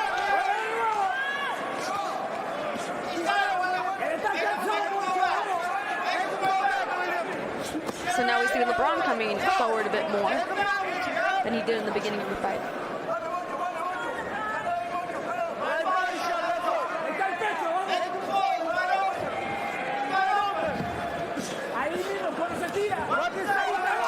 LeBron now looking more so to counter. There he lands a nice left hook after shooting the jab.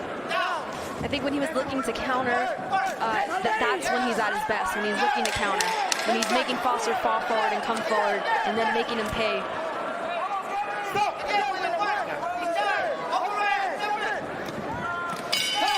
And a good finish to the round there for LeBron. Got the best in those exchanges, so those rounds are up for grabs. Sometimes refs do look for who's going to put that exclamation point at the end of the round.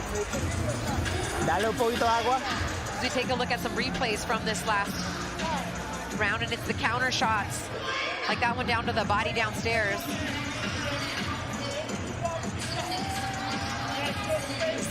Right on the belt line there for LeBron.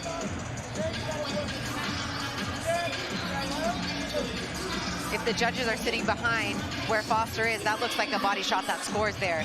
So we take a look at another undefeated fighter who's 18-0, just like Henry LeBron. That's Raymond Muratalla, top 10 fighter in the WBC and WBO, 15 knockouts, fighting out of the Robert Garcia Boxing Academy. He's coming up in our co-main event against Diego Torres, who's also 18-0, and what could for sure be a banger in our co-main. I am looking forward to that fight. I'm so excited to see that fight. Raymond Muratalla, not one to talk a lot, doesn't make a lot of noise, but his fists do, especially in his last fight against Nakatila.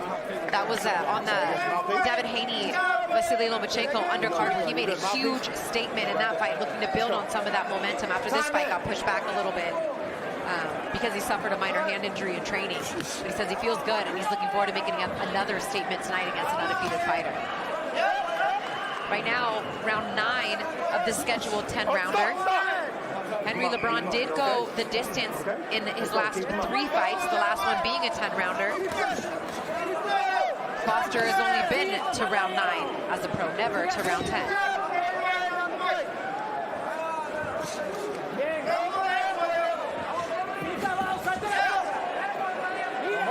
Through the first 8 rounds, Henry LeBron has landed 31 body shots compared to 25 of William Foster. He's thrown 70 less punches, but he's landing at a 42% clip compared to a 28% clip for Foster. But the numbers don't necessarily always tell the story of the fight. I'm just presenting you with some facts.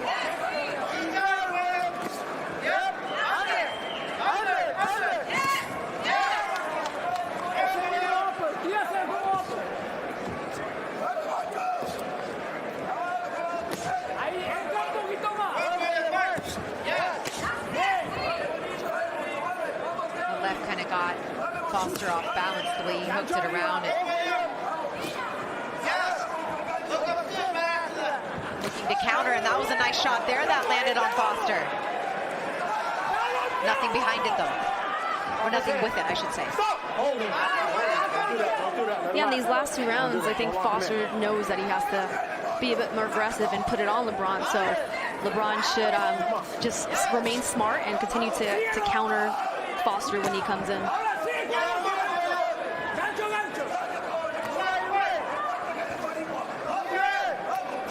Nice shot with the lead right hand there for LeBron. Again with the lead right hand, connects.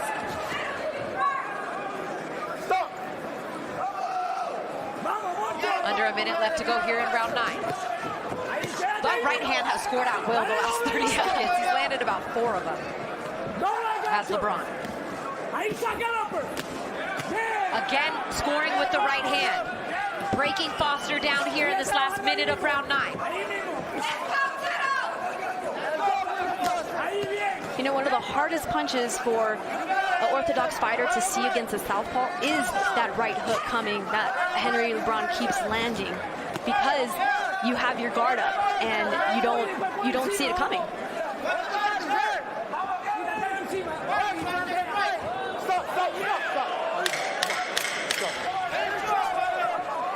This was a strong finish to round 9 for Henry LeBron.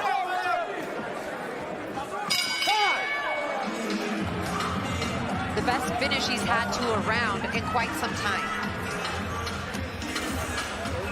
And we'll take a look at some of those right hands that landed. You can see a little bit of swelling on the left cheek there of Henry LeBron.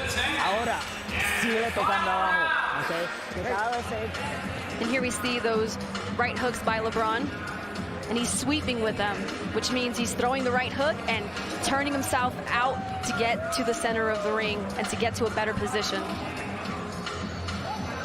And like I mentioned, those right hooks coming from a southpaw are the hardest for an orthodox fighter to see, just because you have your left hand up, blocking your vision. So it's a hard punch to stay away from.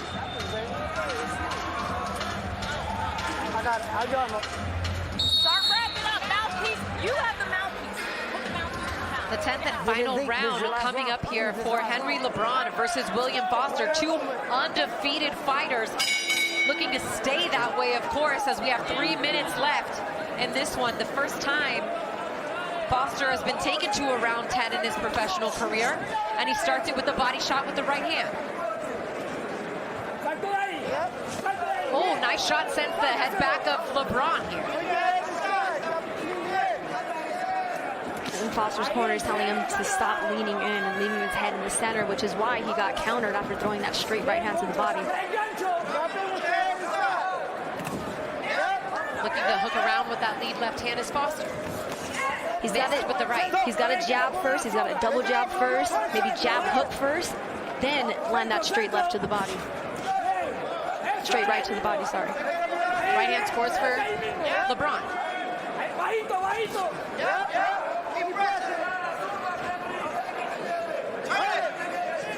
Stop. 2 minutes left in the fight. Right hand gets deflected by the left elbow there of LeBron.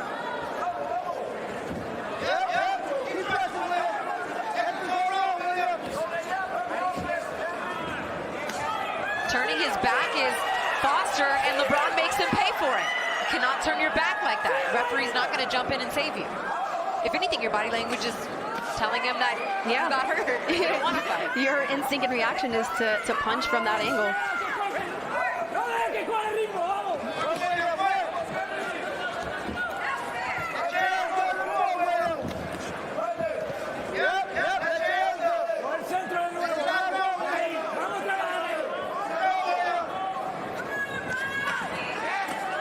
LeBron allowing Foster to come forward and push him back. Didn't score there with that shot. But just about a minute left in this round.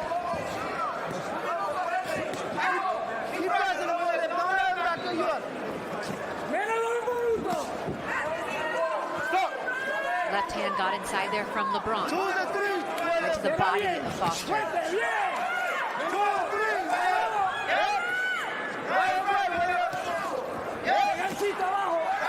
Hook scoring from LeBron.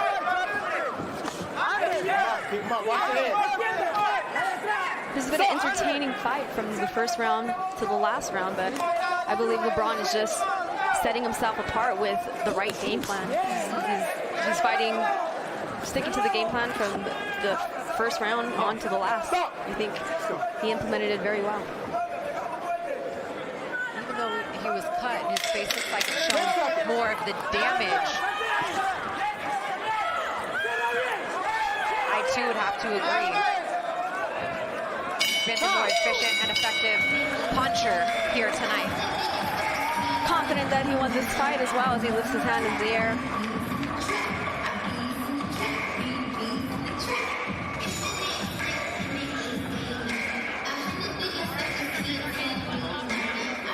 And there's another example of the counter shots.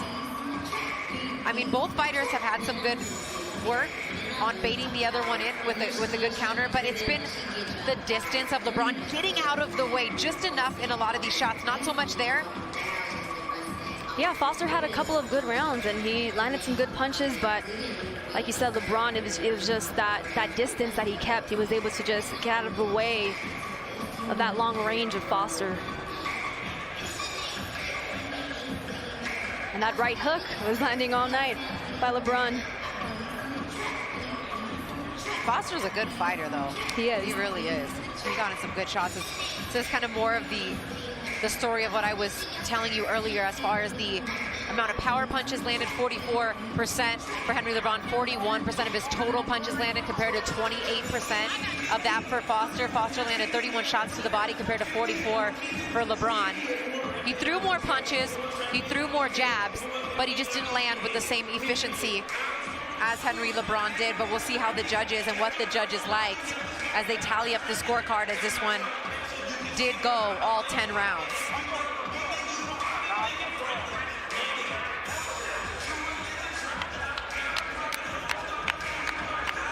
Great effort from both guys, and you know, William Foster just shadow boxing, smiling, and kind of true to who he is as a character and as a person. He just loves to fight, loves what he does.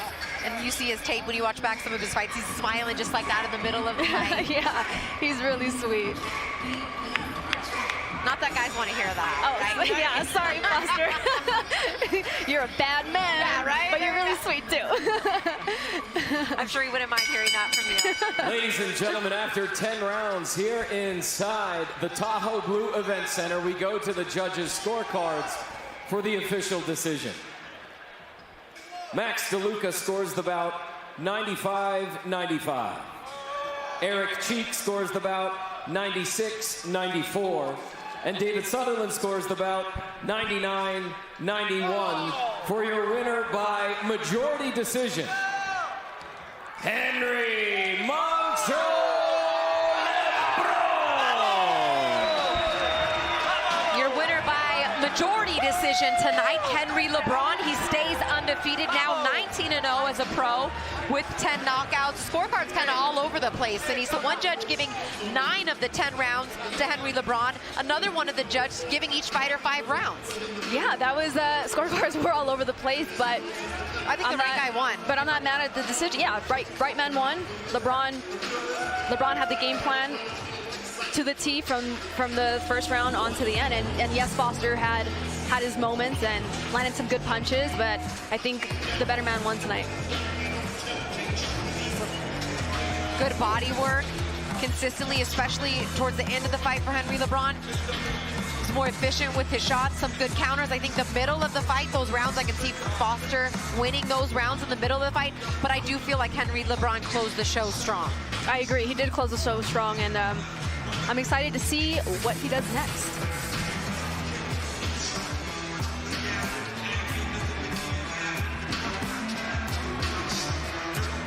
Yeah, I mean, I think William Foster is a good fighter, though. He took a lot of hard shots and continued to come forward, and it's always tricky fighting southpaws, although he had a few of them on his record. But Henry LeBron got it done tonight, and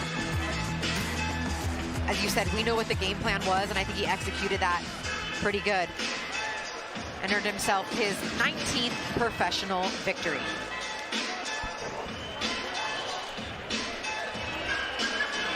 Here's a look at the fights still to come. Coming up next, some local flair in a 4-rounder between Christian Avalos from nearby Carson City, Nevada, taking on Esteban Partida out of Merced.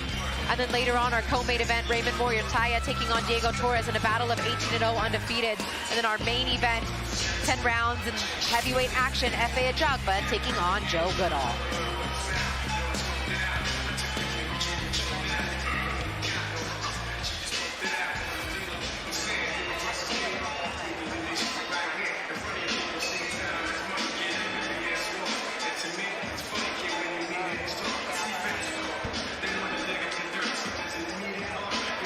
So Christian Avalos taking on Esteban Partida. You might wonder, like, who are these guys, or how did they get this position on the card? But a lot of times when you have local kids and they're the ones that are selling tickets and having family and friends here in this beautiful Lake Tahoe area, you want those people to stay in their seats, right? You want those people to come and, watch the fights, and that's kind of the case with this too.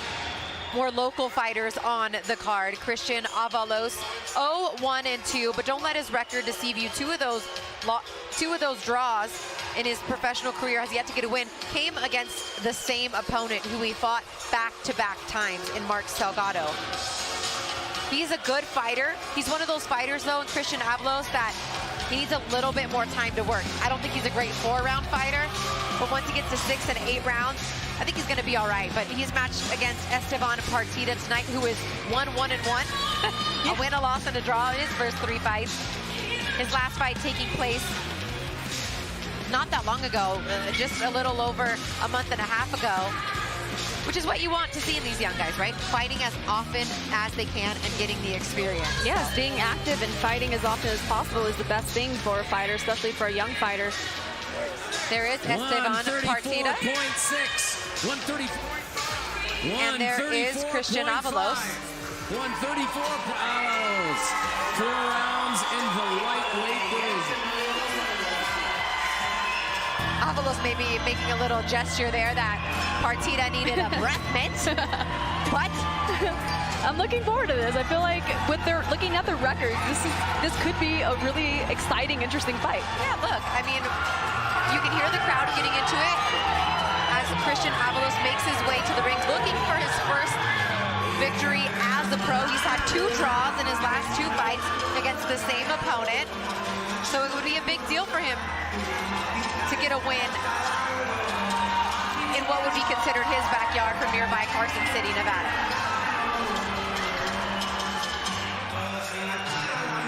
Just 23 years old. His opponent is from Merced, California, not too far away.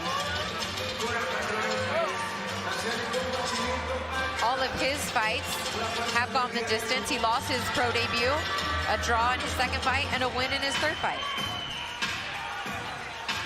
These 4-rounders will go quick. They do. They fly by quickly. Especially if you're doing 2-minute rounds. The guys are lucky they have those 3-minute rounds to take their time. Tahoe Blue Event Center here in beautiful Lake Tahoe, Nevada. This is boxing. This is Top Rank, presented by Hall of Fame boxing promoter Mr. Bob Arum, and brought to you all evening long by AutoZone. Get in the zone. This bout is scheduled for 4 rounds in the lightweight division. Our judges at ringside, Glenn Feldman, Chris Flores, and Lisa Giampa. And the man in charge at the sound of the bell, Mr. Raul Caez Jr. Introducing first, out of the blue corner. He weighed in at 134.6 pounds, wearing white trunks with black trim. His record, 1 victory, 1 defeat, 1 draw. From Merced, California, Esteban Partida.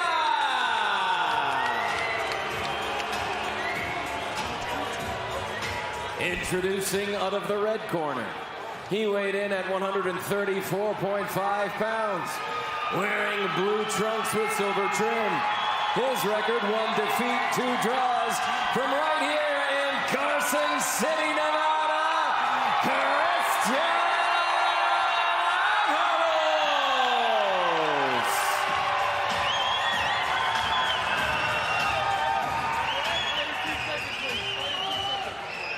Mouthpiece. Mouthpiece.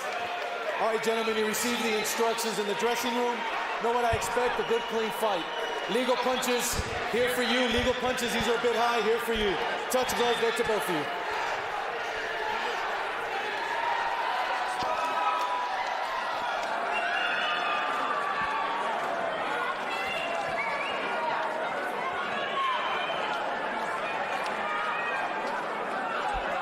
As you can hear the crowd, maybe for the first time, really get into it tonight as chance of Christian. As Christian Avalos, the fighter with the blue trunks and the white gloves, is from nearby area. Partida there with the silver trunks and black trim. Both fighters orthodox as Partida comes out looking to establish his jab.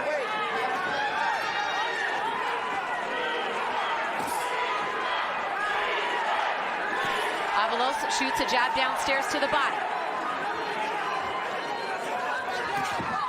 You can see the difference in the height and reach. Avalos does have a 5-inch reach advantage on Partida. Right hand on the shoulder. And Avalos turns southpaw briefly. Now back to orthodox.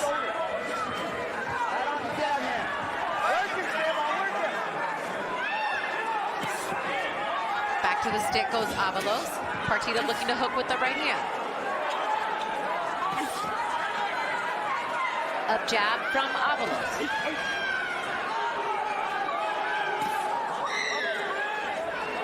Stab jab to the body from Avalos.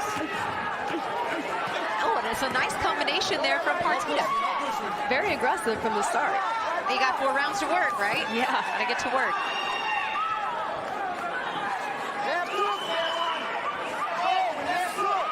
Double jab right hand for Avalos.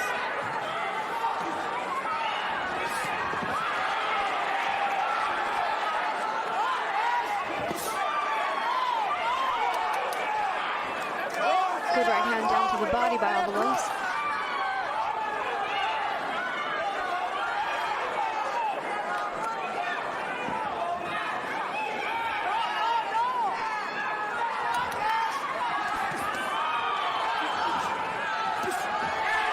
Hooky counter hook. Yeah, nice way to change up that lead punch, throwing it as a hook.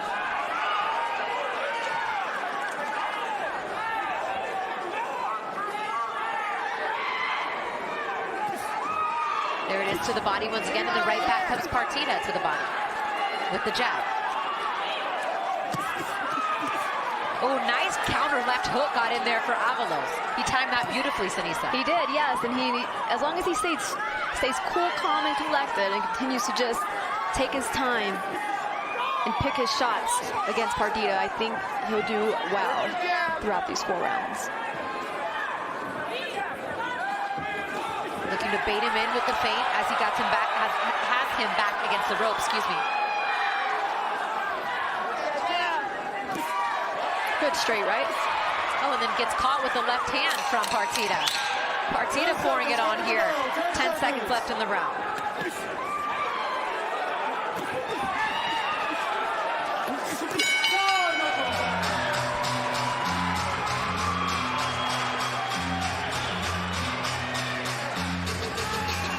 Más presión, hijo, ¿ok? Más presión. Te estás quedando un poquito, ¿ok? Come on. Hey. Use that double jab. Short the distance. It's a family affair in the Avalos corner. You hear me? Close the gap. You gotta close the gap. Work your jab.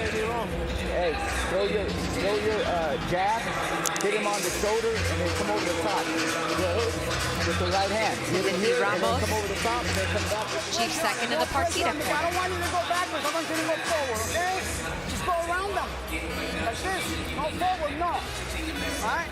Keep going forward to them. Jab, jab. Just double jab on them. Okay, this round was close. You gotta do better this time, okay? Let's go. Let's go. Come on. Off this.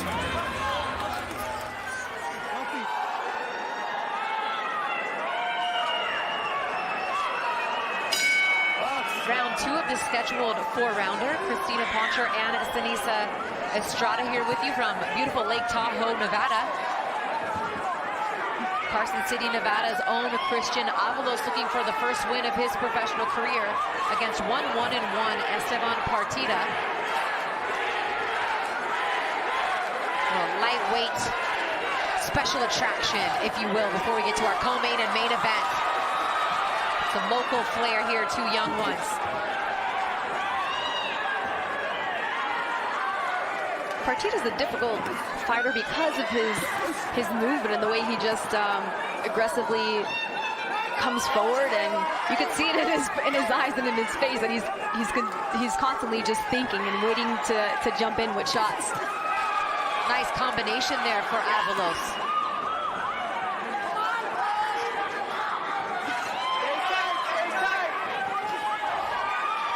Avalos needs to keep those punches just tight, straight, and compact. Nice right hand to the body. Off the jab comes Avalos, and Partida, who started very aggressive, has kind of been figuring out how to work his way inside on Avalos here in round 2.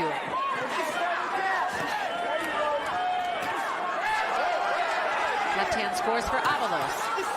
Left hand counter gets in for Partida. There he goes with his offense now.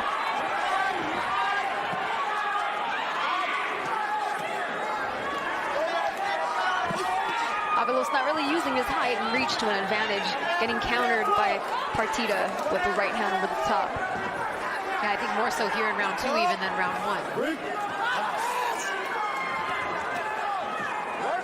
Should stay a little taller.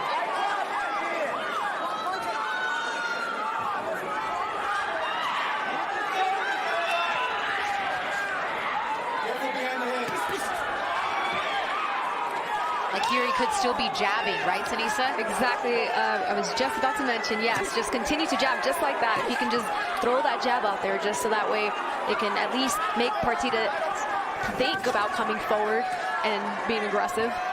Let that jab go, even if it's just to touch him. Just touch with the jab.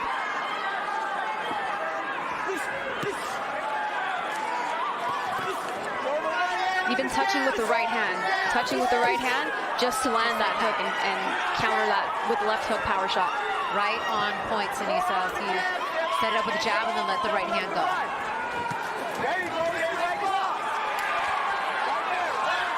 Oh, nice right hand landed there, though, by Partida. He set that up off the jab.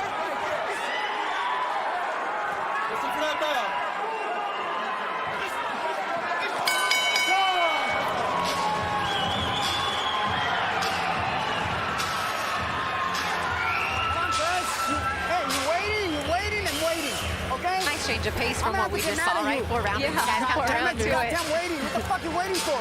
I can't see that. It's only 4 rounds. I already told you that.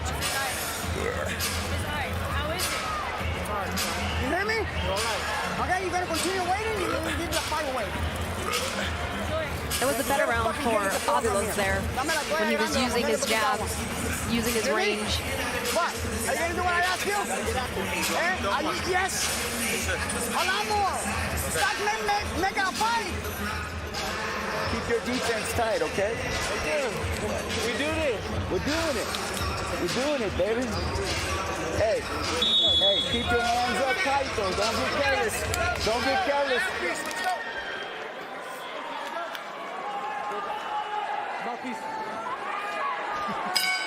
All right, 2 down, potentially 2 to win.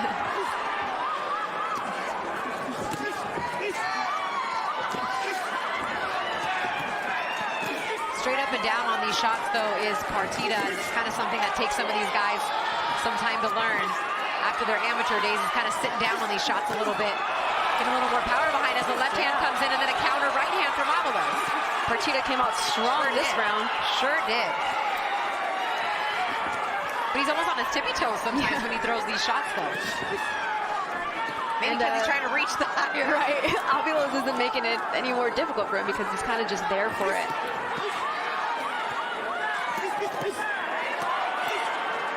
He throws nice long straight punches. If he can do that a bit more from the start of the fight, it would be much more clear rounds. The start of the round. The start of the round, sorry. Yeah, I agree. Which is why, like, when talking to people that have watched him fight before, because there's not really much tape, he hasn't had a televised fight or YouTube or anything, they said, like, he's just, he starts a little bit slow. He's not a good 4-round fighter. And I'm like, well, you got to start somewhere, right? Like, he's patient. He takes his time. He throws good combinations, but he lets kind of too much time in between combinations go by. And I see exactly what they're saying now. Like, he needs a 6-round fight. You'll really be able to see what he can do. I'm like, well, it doesn't really work like that.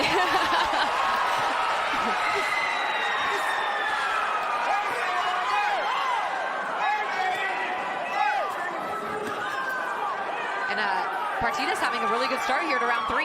He is. Very good start. Very good start, and he's going to be ending it very well, too, if he continues to keep that same punch output. Yeah, because even though Avalos right there came forward, he didn't land any of those shots on Partida. The crowd's going to react to everything that he does because he's a hometown fighter, but none of those landed clean. No, they're not.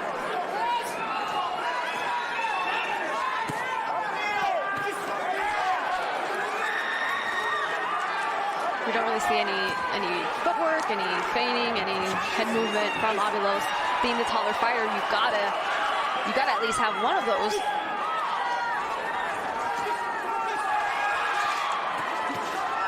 And the punch variation here from Partida has been, I mean, he's shown that he can throw hooks, double jabs, uppercuts. They're not the cleanest of punches, but at least he's showing some variation. Down to the body there, good shot with the right hand. Then the left side to the body, back up top with the left hand.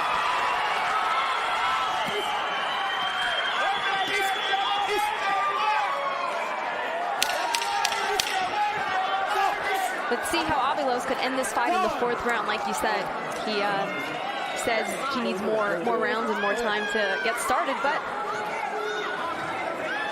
we only have 4 rounds. Mouthpiece came out there. Avalos at the timer. They could have just, well, they could have just let it go to the bell, but there's only 3 seconds left in the round.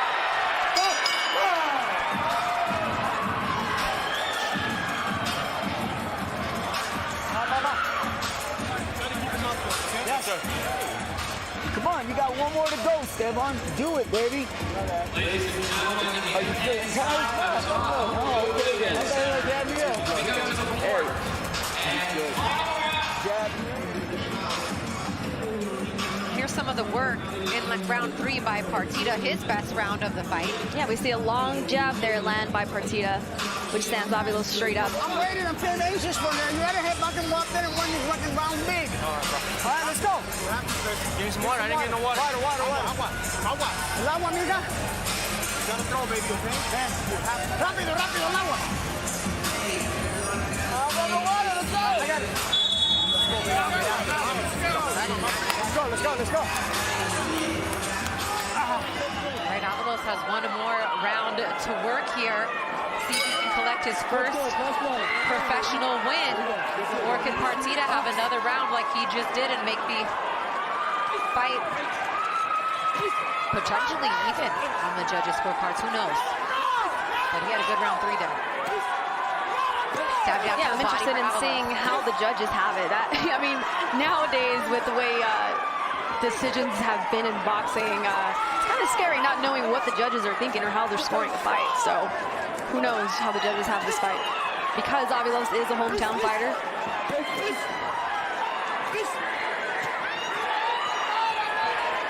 Five jabs in a row. None of them landed there from Partida. Right hand blocked by Avalos.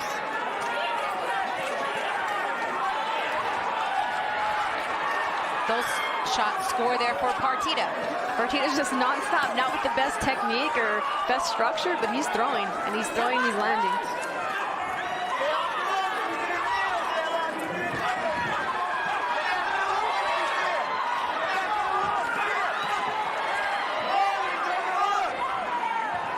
Partida's corner wanting him to throw the hook after the jabs with the right hand.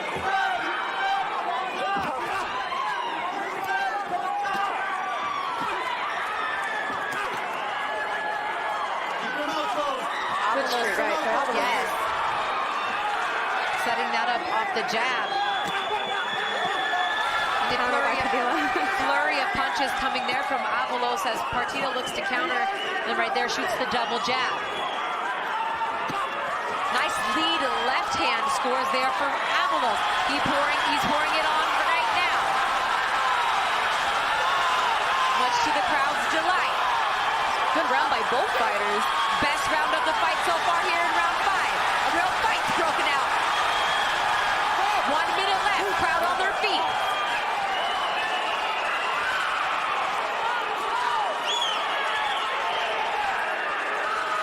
Blood coming from the nose of Avalos.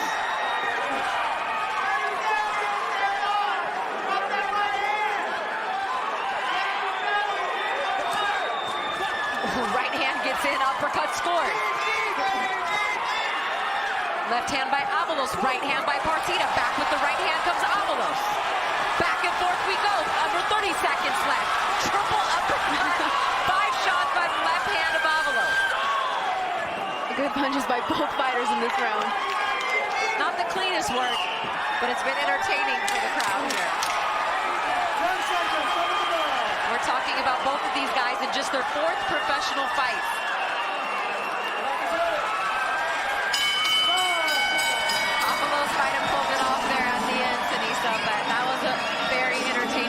Best round of the fight. Very interested in seeing how the judges scored this fight in the first 3 rounds for Partida. Also the last round for Partida. I mean, that was a good round by both fighters. You're interested to see which rounds they gave Partida? Yes. Okay, got you.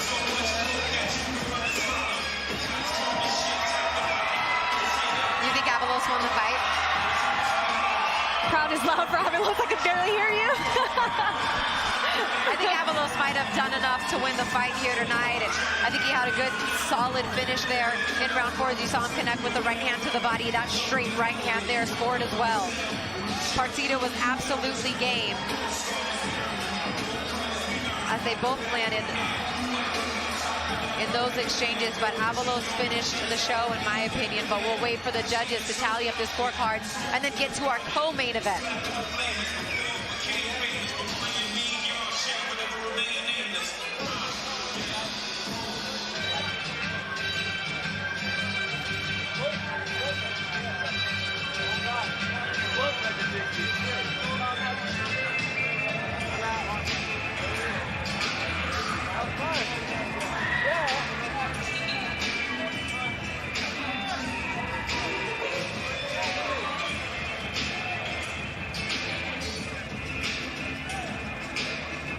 Do you remember your 4th professional fight?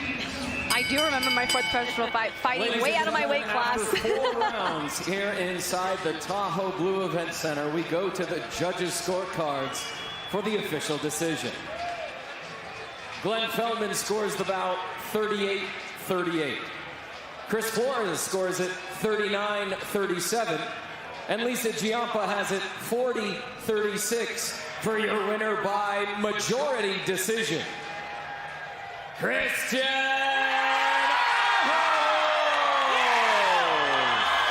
the hometown kid, Christian Avalos, gets the first win of his professional career in front of his crowd, family, friends. He earns the majority decision victory tonight, and he's just a little bit happy about it. He's really excited. He has all of his fans here. They came out and they showed a lot of support for him tonight. They were very loud, but Partida did a great job at just keeping that punch output. And you know, Avalos started their fight very slow, and it took him a while to get going. I mean, I guess that last round is what really showed the judges that he wanted to win. Yeah, one judge had it 2 rounds to 2. Another judge 3 rounds to 1, and the other one 4 rounds to nothing, all in favor of Christian Avalos. Coming up next, 2 undefeated fighters, 18-0 Raymond Muratalla taking on Diego Torres, the NABF and WBO Global Lightweight Regional World titles on the line. It should be a banger coming up in our co-main event. But before that, we'll take a quick look at the recap of this 4-rounder. Christian Avalos, 5-inch reach advantage, but it was Partida that came shooting out the gate quick, but Avalos definitely landed the cleaner, clearer shots early on, but Partida did not make it easy tonight. Yeah, Partida's a tough fighter, did not make it easy, like you said, and he was punching, throwing all punches, punching from all angles. Switch southpaw sometimes back to orthodox, squared up. I would like to see Avalos continue to improve and use that height and that range that he has. And maybe start to, I mean, it's hard with the records. I know he wants more rounds, but with his record and amount of fights, it's hard to move up to a 6-rounder. So let's see if he can, if he does more 4-rounders, maybe he knows now to just pick up the pace a little bit from the start.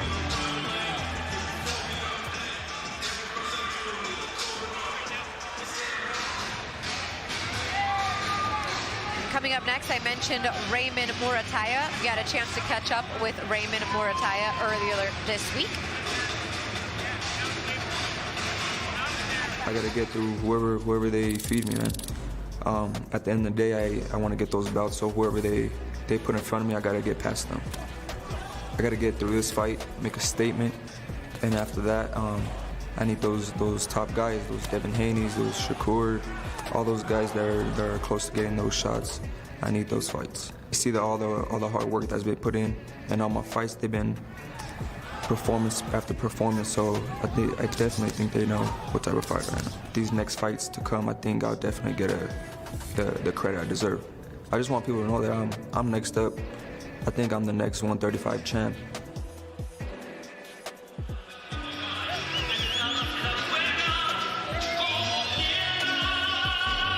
We saw Muratalla put on a spectacular performance. He stepped up and rose to the occasion, stopping Muratalla in the 2nd round with a beautiful right hand. Tonight, he's facing a tough, hungry fighter in Diego Torres. This is Torres' first fight in the U.S. Torres has stopped all of his opponents except for one. So let's see what Torres can do tonight against Muratalla, his first fight in the United States.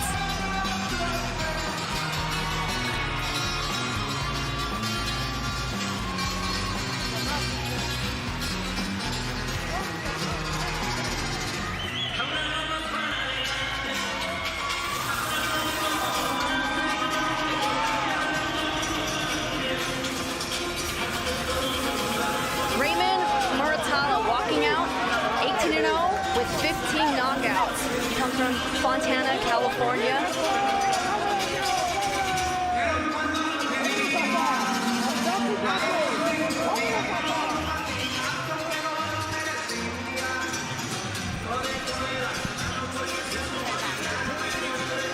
Here's a look at some of the footage from yesterday's weigh-in. Both guys making weight, no problem.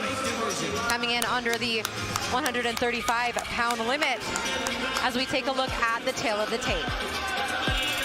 Tail of the tape here, both 26 years old, same height, just about the same weight, just a 1-inch advantage in reach for Muratalla.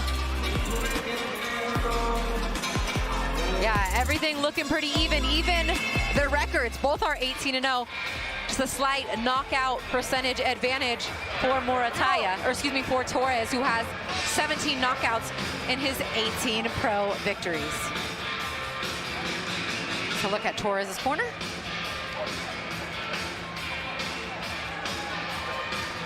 Diego making his United States debut in this fight, something that he said is honestly a dream come true. And now the world will get to see his skills, and the world got to see the skills of Raymond Danger Muratalla on a big stage in his last fight. A spectacular second-round TKO victory against Jeremiah Nakatila on pay-per-view. Mark Chinook is in the center of the ring. He's going to take us through our official introductions for our co-main event between these two undefeated fighters, Diego Torres and Raymond Muratalla.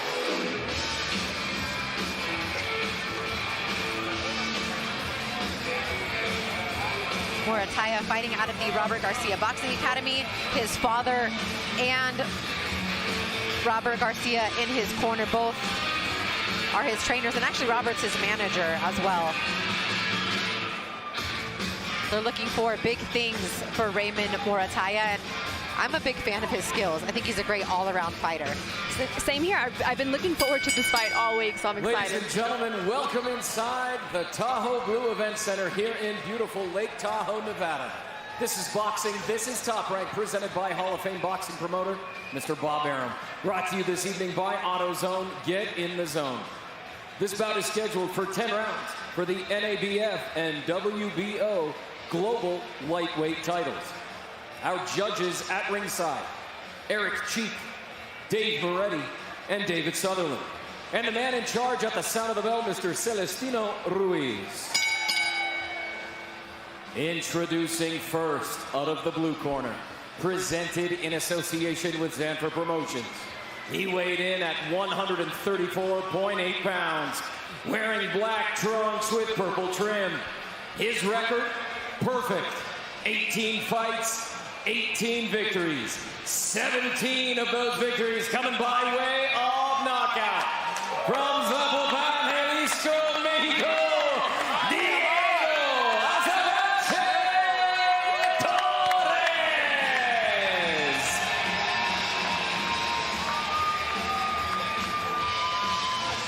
Introducing out of the red corner. He weighed in at 134 pounds. Wearing black, his record too, perfect. 18 fights, 18 victories. 15 of those victories coming by way of knockout. He is the reigning and defending NABF and WBO Global Lightweight Champion from Fontana, California, Raymond Danger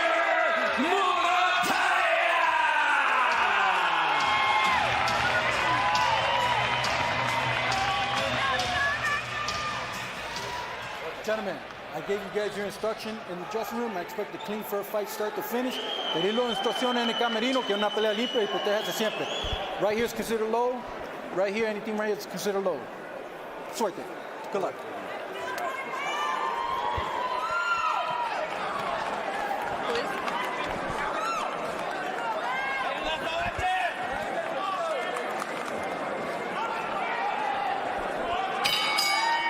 All right, here we go. Our co-main event scheduled for 10 rounds. Christina Poncher and Sinisa Estrada here with you on the mic.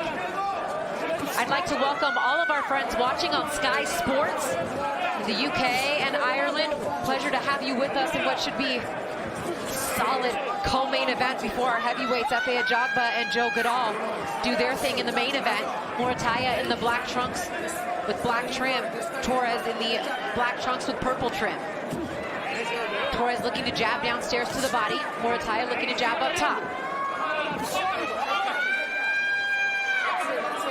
Both of these fighters undefeated, both 18-0, both have strong knockout power.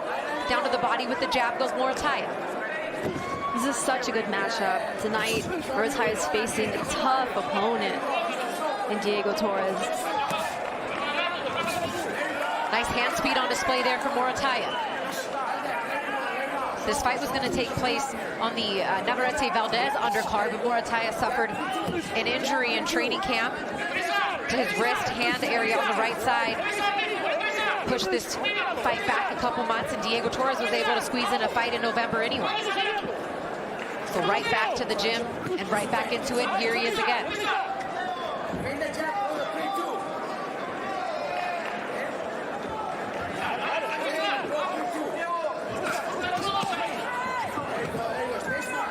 Muratalla, typically known as a slow starter.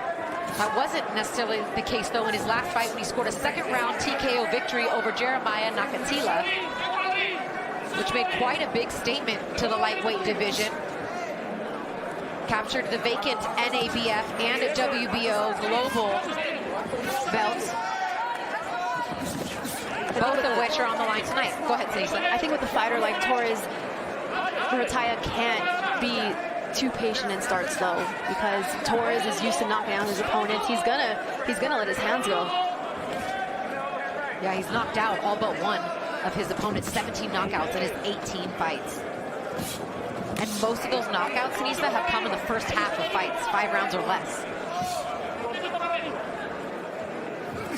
I'm interested to see what he could do against a skilled fighter like Muratalla, because yes, all of his 17 of his fights have been by knockout, but in Mexico. And those opponents, yes, they are tough, but they're not as skilled, anywhere close to as skilled as Muratalla.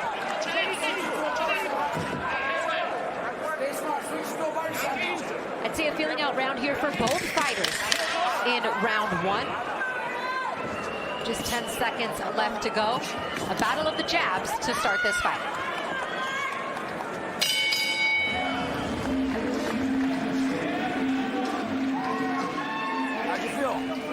So we take a look at the Muratalla corner. Here's Robert Garcia. For you, right? Keep using those feints.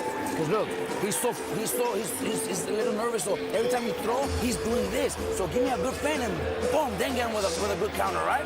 Give me a good feint, throw it through too. Breathe. Vete metiendo al ritmo tú.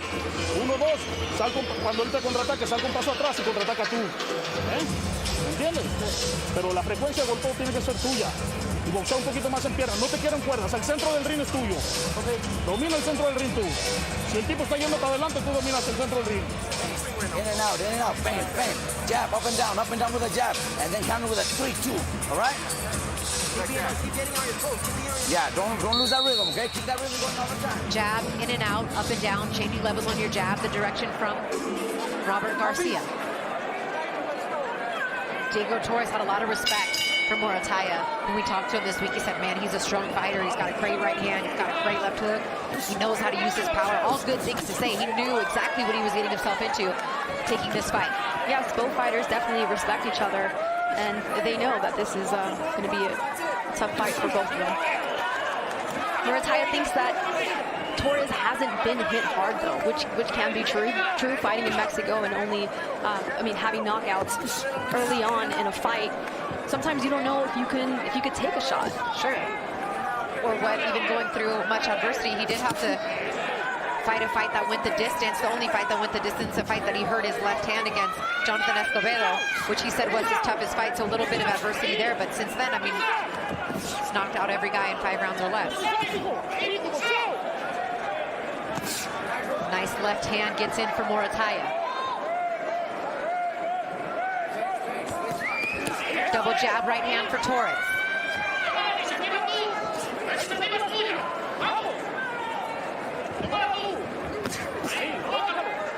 Changing direction with that lead hand is Torres. Using as the uppercut, then throwing the right hand behind it. Right hand gets in for Muratalla. Left hook for Muratalla.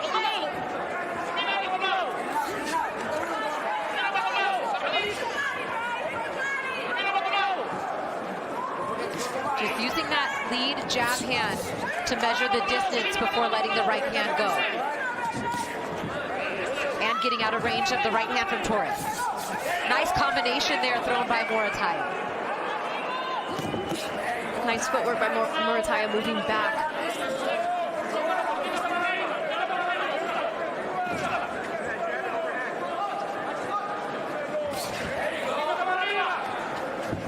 Shooting the jab, the right hand again with the right hand.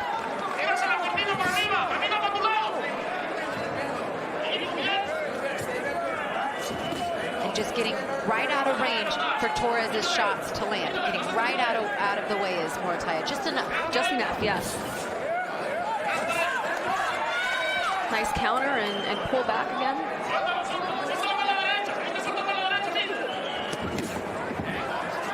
Torres' right hand hitting the elbow of the lead left, and even using his body, the way he turns his body is Muratalla to make those shots less effective from Torres.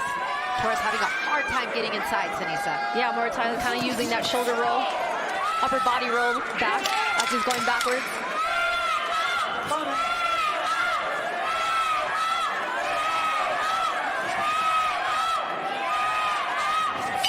Really nice Muratalla round.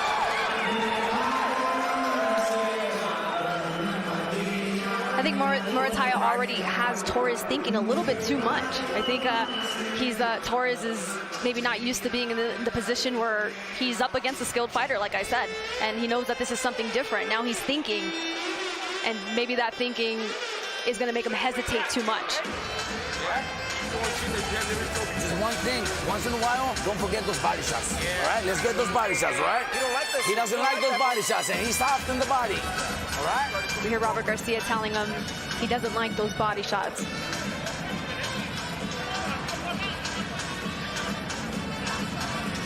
And in the fighter meeting, Robert Garcia and Muratalla mentioned that they think the fight will end with a body shot or a right hand. So let's see if that happens tonight.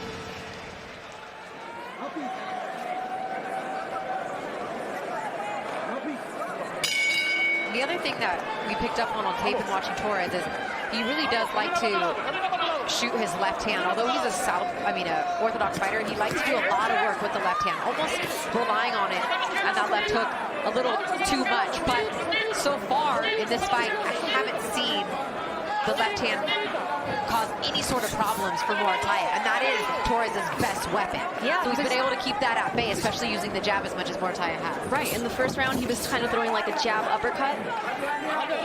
With the left hand. With the left hand, yes.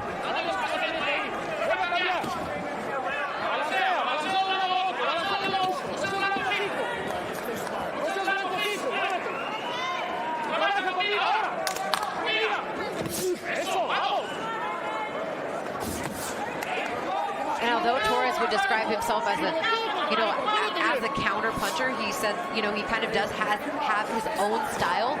I don't think he can sit back and just wait to counter Muratalla. As Muratalla lands a nice left hand right on the chin of Torres. Muratalla might be a little too quick for Torres to be countering. He's throwing some very compact, fast combinations and stepping right back out.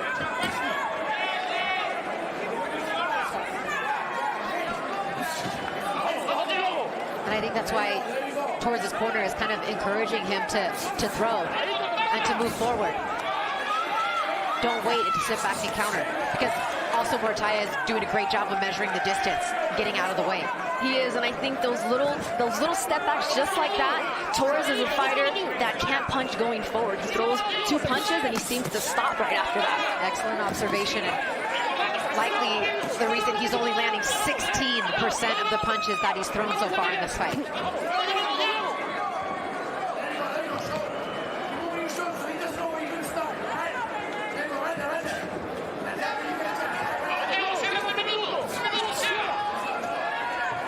Oh, beautiful work right there on that shot by Muratalla. Set that up perfectly. And Robert Garcia really does feel that Muratalla is the next champion to come out of the Robert Garcia Boxing Academy. He has been so high on Muratalla. He's like, the problem is he doesn't talk, he doesn't make noise, he's so quiet. People don't really know about him.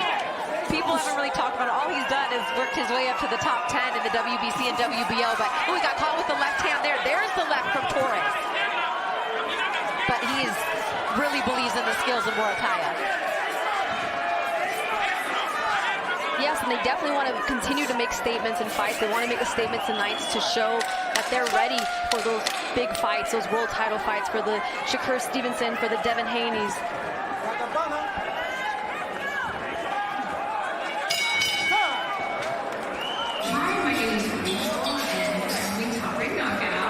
That's a really talented division, 135. He's afraid really, already. You already broke him down. He's a division where if you want to challenge those guys at the top, you better start making some noise yourself, because we're having a hard time getting them to fight each other. Right. But do it smart, all right? Don't do it too confident, all right? Because he's still dangerous. All right? You gotta keep your hands up, bro. Keep your hands up, bro. Yeah, it's easy work. Just keep it like that, right? Keep moving on your foot. Get in now. Let's go. Yeah, keep punishing him. Keep backing him up, punishing him, but don't do it just walking up. No. Keep that rhythm, boom. Keep that rhythm going. Yeah, those shoulders, so he doesn't know where you're coming from. Keep moving your shoulders, your feet, and then he doesn't know where you're coming from. And make it look good. Keep being aggressive. Be the jab that have this, but smart, all right? Let's go. You're hurting him, bro.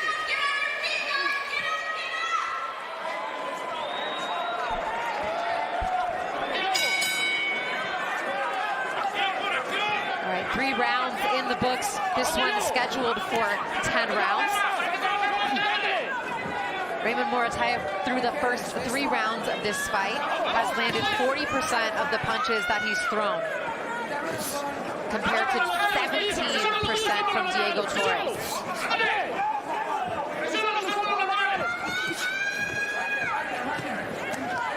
You can hear those shots, can't you? Sitting here ringside, they're hard shots coming from Muratalla. He throws hard, but he boxes well too. He does. He's doing a great job at being aggressive and also being smart in boxing at the same time, taking those steps back like that. And as I mentioned earlier, angles, Torres can't continue to come forward. He throws 1-2, that once that right hand is thrown, he doesn't continue to throw any more punches to follow up.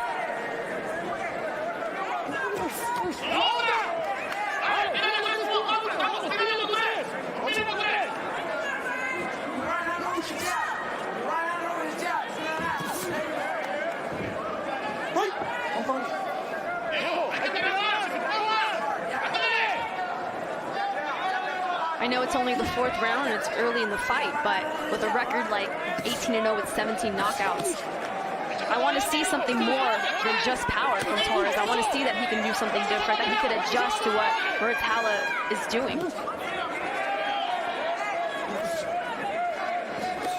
And right now, Muratalla picking his shot, shooting that double jab with the right hand to the body, because he's got Torres reacting off everything that he does, whether it's a feint, whether it's a jab. He's making Torres think. And that's probably something that Torres hasn't had to do a lot of in his fight. Yeah, looking at his record, that's kind of the one thing I noticed. Is, yes, he has the power, but against who? And when the power doesn't work, what's next? What are you going to do to show that you can be diverse and you can fight different ways?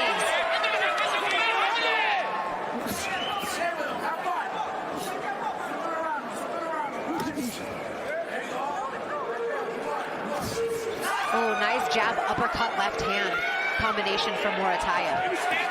Torres looking to come forward, those shots blocked off the arms.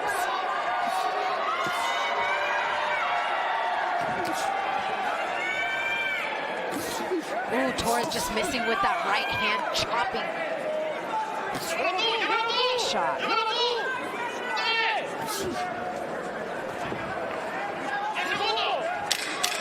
10 seconds left here in round 4. He's got to be quicker with those reactions when he's trying to counter Muratalla.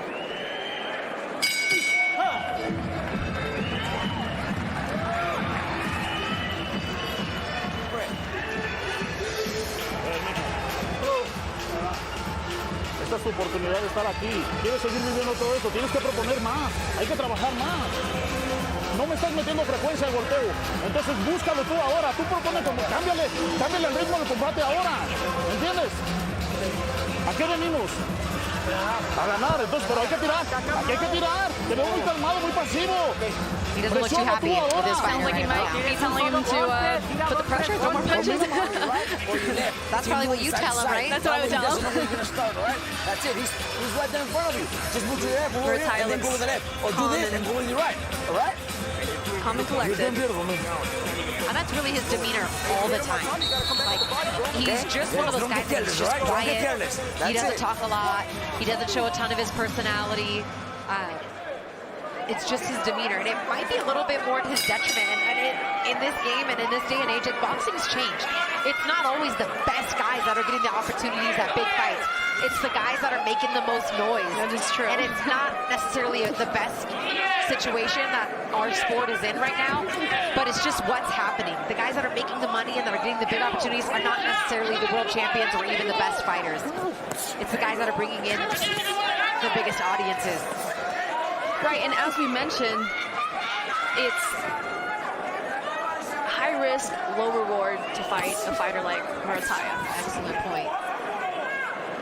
Not a lot of people know his name. He's not going to sell a whole bunch of tickets. He doesn't have a huge fan base, but he's a damn good fighter, and he can really put you in trouble. I think it's finally caught with the right hand there. Two of them, in fact, from Torres.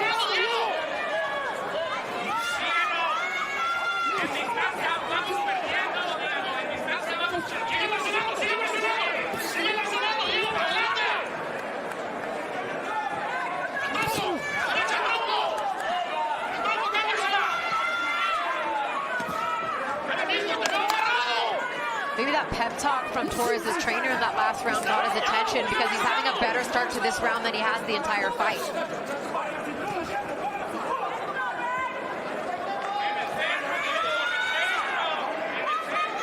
Better start, or like a little sprout of a few good seconds. But let's see if we can keep this up on the next half of the fight. And then here comes Muratalla now, answering back with an uppercut in there with the left hand to the body.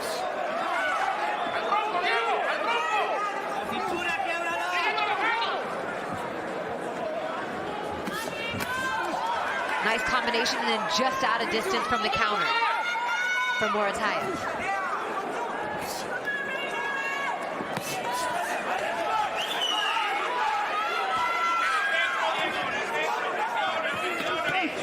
Beautiful job with his defense there, getting his guard right back up top to deflect those shots from Torres. Yeah, Muratalla can kind of do whatever he wants in this fight against Torres, but he still has to be cautious and careful because, you know, Torres does have the power to hurt him as well.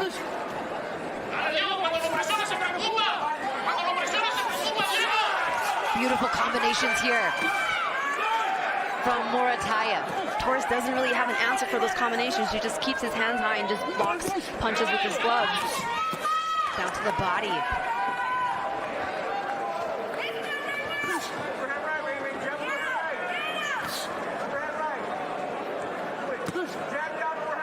Deflecting that shot there. Then just out of range from that right hand from Torres. I think Muratalla sees those right hands coming. They're slow right hands that he continues to throw over and over, and Muratalla is just kind of rolling with them or stepping right back.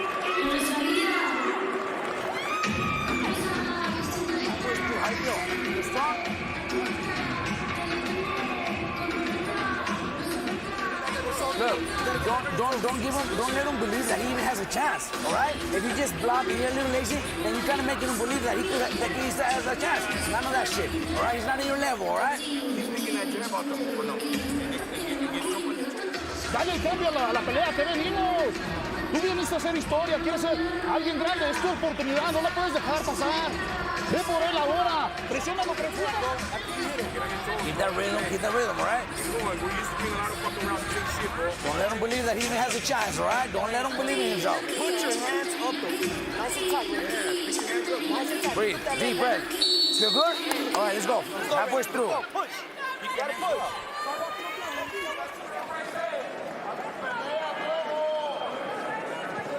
Raymond Muratalla with likely a shutout through the first half of this fight. As we get into round 6, he's had a consistent attack. He's shown that he's been able to transition between offense and defense beautifully. Diego Torres having a hard time really landing anything. Just again, 17% of the punches landed from Torres. Yeah, Torres keeps jabbing and throwing that straight right down to the body, but Muratalla already knows that's coming, and he's either rolling with it or he's stepping right back, and Torres has nothing after that, nothing to follow. Just out of it's a 1-2, then stop. There's no follow-up with it right there. He needs to continue to follow up the punches. Down to the body, beautiful work. 3-punch combination and then sliding right to the left is Muratalla. Down to the body with the jab.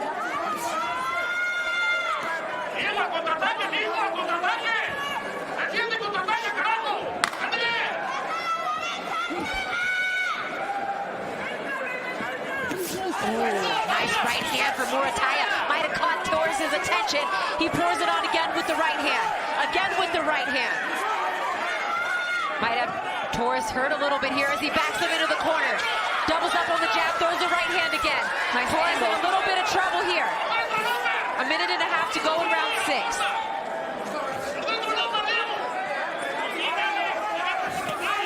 Again with the hammered right hand. Torres just doesn't have an answer for anything Muratalla is doing tonight. And it's starting to show with his body language, Sinisa.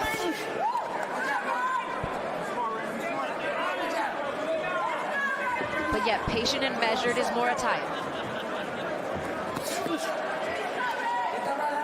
Yeah, I haven't seen Torres adjust or do anything differently.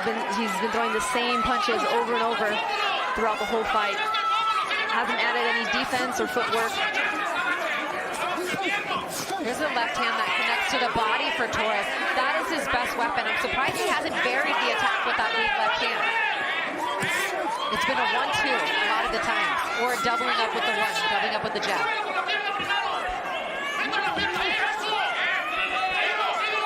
Under 30 seconds left here in round 6.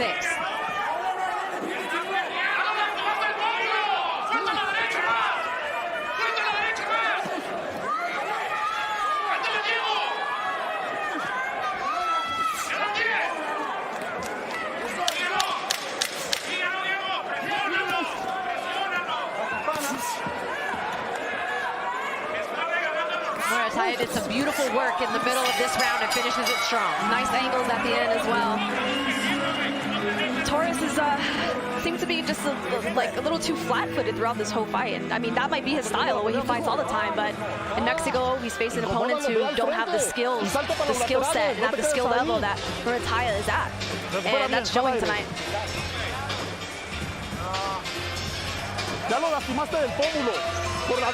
We see one of his managers or promoter walking up to the corner. Looks very upset.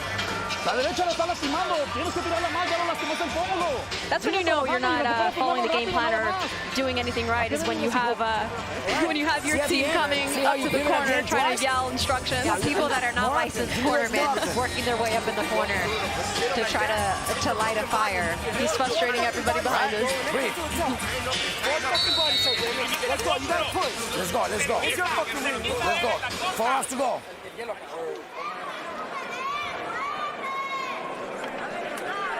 Trying to do whatever they can to motivate the 26-year-old Torres from Jalisco, Mexico, who is 18-0 with 17 knockouts, but right now is getting outclassed by Raymond Danger Muratalla, fighting out of Riverside, California, by way of Fontana. And tonight has been putting on a spectacular display through the first 6 rounds. But as Sinisa mentioned earlier, always dangerous is Torres because he does have that knockout power.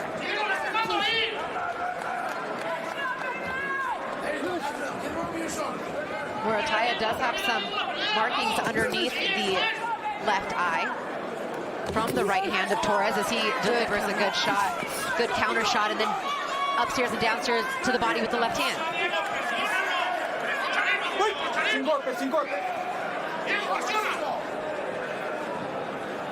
Torres seems to have power when his opponents are right in front of them, right there for him to land punches, but his feet just seem too slow, like if they're kind of stuck in quicksand.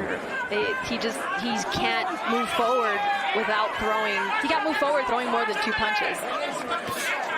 And that's where Muratalla is taking full advantage and taking those small step backs, rolling with punches.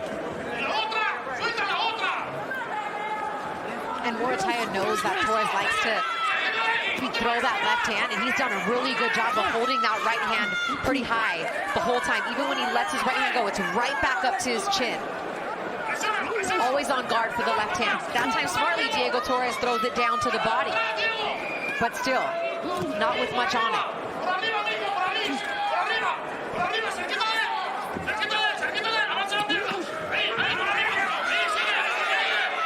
Not much landed there by Torres.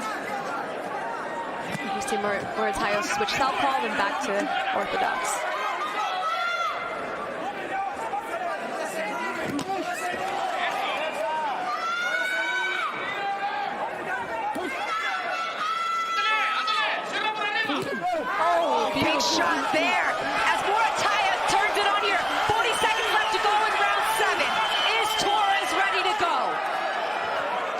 beautiful shot. You felt that sitting here. Again with the right hand. 2 right hands for Muratalla. He's got 30 seconds left to work. Just through the guard of Torres. Right hands have hurt Torres in this fight. Back-to-back rounds. Down to the body with the right. 10 seconds left. 6-punch combination. 1-2 for Muratalla. Torres is tough, but that's 2 consecutive rounds where he was visibly hurt by tough shots from Muratalla. Yes, that was a beautiful shot by Muratalla. And here we see that punch, right hand turns towards his head. Did a good job of getting his guard right back up. Yeah, right back up. But it hit the pause button on him for a second where right there it just, oh, where am I? What happened? Okay, let me get my guard back up. Gonna see Muratalla here, throwing combinations. Trying to end the fight, but still staying patient because he knows he doesn't want to get, he wants to remain cautious and not get too crazy in there. Put more punches together. He's ready to go, all right? Let's go. Let's go. Let's look impressive. Let's go look impressive, all right?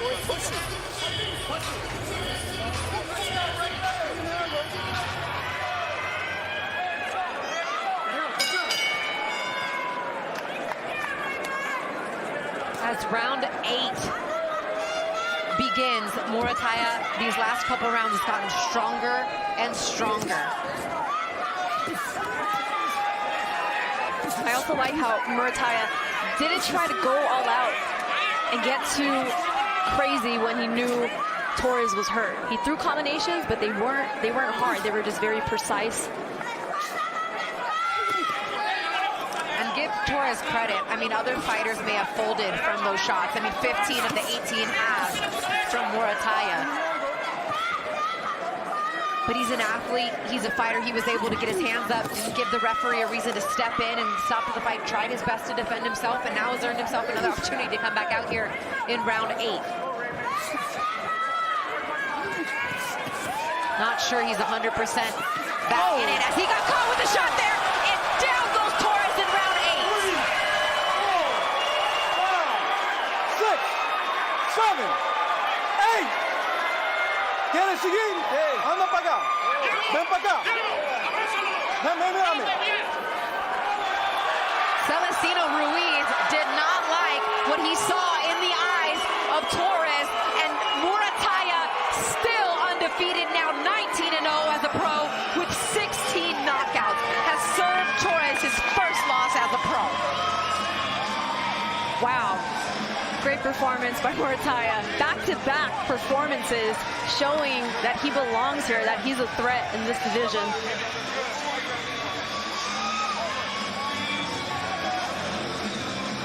Torres was hurt back-to-back times in those last 2 rounds, then dropped in this round. I know he probably wanted to continue in that moment. He's a fighter through and through. But Celestino Ruiz must not have liked what he saw in those responses to his directions and has called a halt to this fight. Muratalla is a bad mamma jamma. Very bad and very dangerous. Danger is his middle name, Anissa. That's right. Or his nickname, I should say. We'll take a couple looks back at the knockdown and then the stoppage, but Raymond Muratalla stepped it up and stepped on the gas in these last few rounds. That right hand and left hook sends Torres to the canvas for the first time as a pro. Oh, the beautiful short hook. Beautiful. And it had been the right hand that caused damage, but I don't think he liked how he looked off and looked to the corner when he asked him to keep eye contact to the ref no matter what, to show him that you are fine, that you still want to continue. You cannot look away like that. He looked away and he looked to the corner almost like, what do you want me to do? What should we do here? Sometimes after being hurt in back-to-back rounds, that's all the referee needs to see, is one opportunity for you to look for a way out. It's kind of maybe what that glance was. As you said, you've got to stay focused at all times. And Now Torres is 18-1 as a pro, despite a valiant effort. Muratalla was the better man in pretty much every facet of this game tonight. Every facet. He was able to do whatever he wanted with Torres. Torres, you know, coming into this fight, dangerous fighters. 18-0 with 17 knockouts, and whereas Taya did whatever he wanted with him.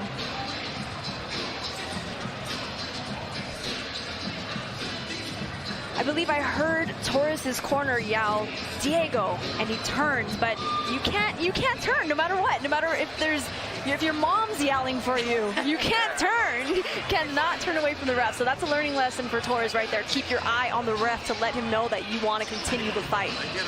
Yeah, he probably has never been in that position either. He definitely has never been in that position, never even been knocked down as a pro. I mean, would I have liked to see him continue a little bit more? Maybe. It would have been maybe just prolonging the inevitable? Probably. But, you know, fighters are always going to want to fight, and Celestino Ruiz's job is to protect the fighters at all costs, and so is Torres' team. Ladies and gentlemen, here inside the Tahoe Blue Event Center, referee Celestino Ruiz calls a halt to this bout at 1 minute, 45 seconds of round number 8. Career winner by technical knockout, and still the NABF and WBO Global Lightweight Champion, Raymond Danger Muratalla! Congratulations to Raymond Muratalla. He's standing by with Mark Kriegel. You just sent a hell of a message. Yes, sir, man. I mean, that's what I'm here to do. I'm here to put on these shows, man, and every day I'm working hard, man, to get these opportunities, man, and I'm showing out. Listen, you said to me yesterday it's going to be a left hook, right hand, late. That's pretty much what it was. I just didn't see you dominating. I didn't anticipate a complete shutout like this. Did you? Yeah, man. I mean, that's what my team here for. We put in the hard work, man. I'm here to take out these opponents, man, and then I can't wait to see what's next. Listen, you're not a secret anymore. You're ranked. You know who's out there. There's Cambosis, there's Loma, the Los Santos, and Shakur are going to fight soon. And there's Devin Haney. I don't know where he's going to stay. Who do you want? Listen, man, I'm here to take whoever. I'm here to take whoever, any champion. I hope my next fight is a title fight. Robert, you ready for a title fight? Ready for the title fight. No matter who the champion is, we're ready for him. Is there anyone? Look, I wave a magic wand. I say you can have whoever you want. Who's the first guy you want? Devin Haney. He has the belts at 135. I want those belts. Hey, I don't know what they were teaching at your father's gym. I know what they're teaching at your gym, but man, you were well schooled. Thank you, man. Appreciate that. I got a great team behind me, man, and I'm just loving my team right now. Let's see you again, man. I really enjoyed it. Thank you. Well schooled is a perfect way to put it. You can see in everything, in every way you want to build a fighter, right? In every aspect of the game, he excels at it. And I'm not saying that he's fighting, you know, world champions at this point right now, and we'll see if he can do it at the highest level. But I believe if you're building a fighter, everything that you're looking to put together, he has. Yeah, he does, and he's doing a great job at improving and showing that he can do different things in the ring, and that was a great performance by him tonight, and I'm excited to see what he can do against the top fighters in this division. And I know he's a humble guy, and you know, Mark really encouraged him to call somebody out. And of course, if you want to fight for a world title, then you need to say the guy with the belt, and at 135, that is Devin Haney. Now, of course, Haney's next fight is against Prograis at 140 pounds. And then he's got a decision to make, if win or lose, if he's going to vacate those belts at 40 or 35 and stay at 40. But if not, I mean, after this performance, Muratalla will probably move up again in the rankings, and he deserves a shot if those belts do become vacant at 135. I really feel like he's one of the guys that deserves an opportunity at one of these world title shots. He's proven that he's ready, in my opinion. I agree. I think he definitely deserves an opportunity, and his opportunity will come soon. You know, he's with arguably the best promotional company in the world in Top Rank, and they've done a good job of moving him along. But for him to say he's ready, Robert to believe he's ready, his team believing in him, you know, I'm sure they'll do their best to try to make that happen should those belts become vacant or against Haney at 35. Coming up next, our heavyweight main event, Efe Ajagba taking on Joe Goodall.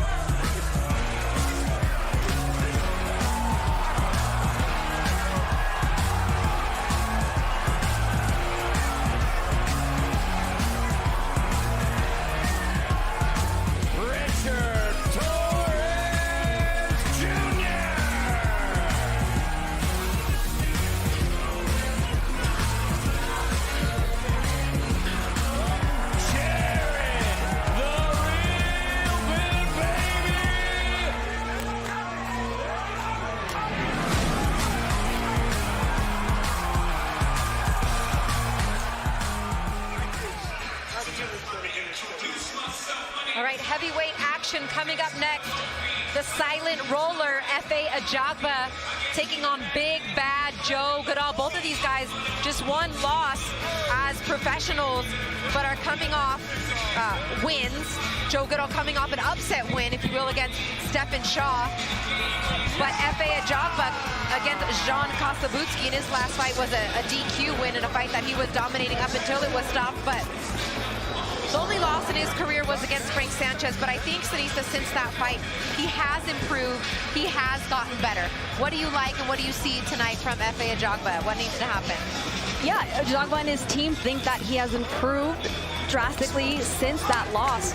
So tonight, I want to see him be more elusive and just show a little more, show some more tools in his toolbox and just show us something different tonight. And for Big Bad Joe Goodall, fighting out of Queensland, Australia. Not too many people knew who he was coming here into the United States to fight in his U.S. debut in his last fight, but they knew who he was after that, after scoring an upset victory in what was a really good fight until the stoppage when he defeated now 18-1 Stephen Shaw, 18-2. But he's the kind of fighter that is going to pressure Efe Ajagba. He throws in combinations. He does what I feel Efe needs to do in this fight. Would you agree? Exactly, yes, I agree. And I think that Efe needs to use his range, but at the same time, kind of be quicker with his feet and give some angles, because we know that Goodall is going to be aggressive and he's going to throw combinations on the inside especially. Okay, here's some conversation this week with Mark Kriegel from Efe Ajagba and Joe Goodall. Where is Joe Goodall strong? What does he do best? He doesn't go out with anything. So I fought Stevie Shaw. He's not in the right state of mind. I took his confidence away. So that's why Joseph Goodall won the fight. The Australian Shark is coming in. Nice shot, puts down Shaw. I was the underdog in that fight, a massive underdog, and no one gave me a chance. Hurt man, he's going right after him and sends him to the canvas again. On fight night, it doesn't really matter too much to me if I'm favorite or underdog. I'm the underdog every time in my mind. 237.6 for Efe, the silent roller Ajagba. He's 6'7". It's no secret. He's a big guy with a long reach, and he'd be looking to come forward with that big jab and that big right hand afterwards. When I looked at this Frank Sanchez fight, that was his only loss in the professional ranks. That is the second time that Efe Ajagba has been down in his career. I lost to Frank Sanchez because of the way he moves. I saw Frank Sanchez doing a lot of lateral movement, so I feel like that could work in the fight. He's got power, but I've got power too, so we're going to see how I match up. Very dangerous. I've been knocking people out in the sparring. I'm going to make sure I do the same thing in the fight.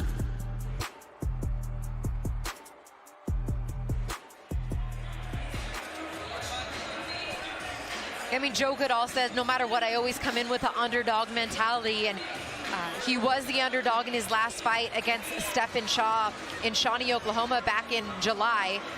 He came over on that card. Maxie Hughes was fighting Kambosos in the main event, both those guys from Australia. Let's take a look back at some of the highlights from what was a very entertaining fight between Joe Goodall and Stephen Shaw. It was scheduled for 8 rounds. Shaw had fought Efe Ajagba before, and coming into this fight was trying to build some momentum back in his career, but Goodall drops him with combination punching and consistent pressure. Yeah, he did a great job at keeping that pressure on him and landed a beautiful combination, and then landed some more combinations right after that to follow up. His killer instinct kicked in, and he wanted to end the fight and make a statement, and that's exactly what Goodall did. Yeah, Shaw's corner stepped in and called a halt to that fight in round 6, telling them that their fighter was done, and a TKO victory was scored by Joseph Goodall. Coming up next, it is Efe Ajagba taking on Joe Goodall. That one is scheduled, or this one's scheduled for 10 rounds in a fight that, talking with Tim Bradley this week, he really doesn't feel like this one goes the distance. He feels like someone's getting knocked out. So we shall see. We are moments away from heavyweight action.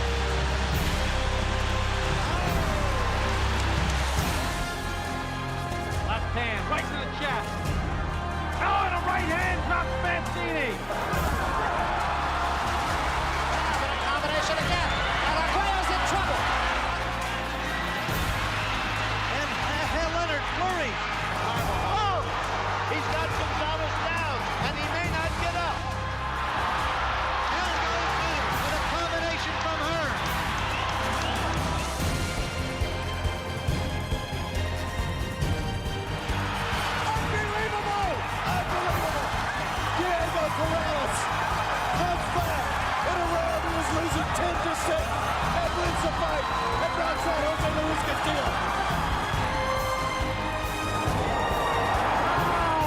That left floored him. It came from nowhere. It's over. Ali is the knockout winner.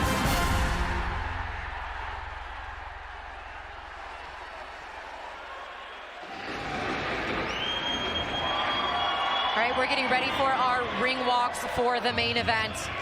And I meant to say on that highlight of Goodall's last fight in that card, I meant to say Cambosa's from Australia, like Joe Goodall, not Maxie Hughes. My apologies. I appreciate the correction on that from our friends at Box Hard Podcast. Shout out to you guys. But yes, main event coming up next. Queensland, Australia versus Nigeria. Let's take a look at the weigh-ins from yesterday. Big bad Joe Goodall weighing in.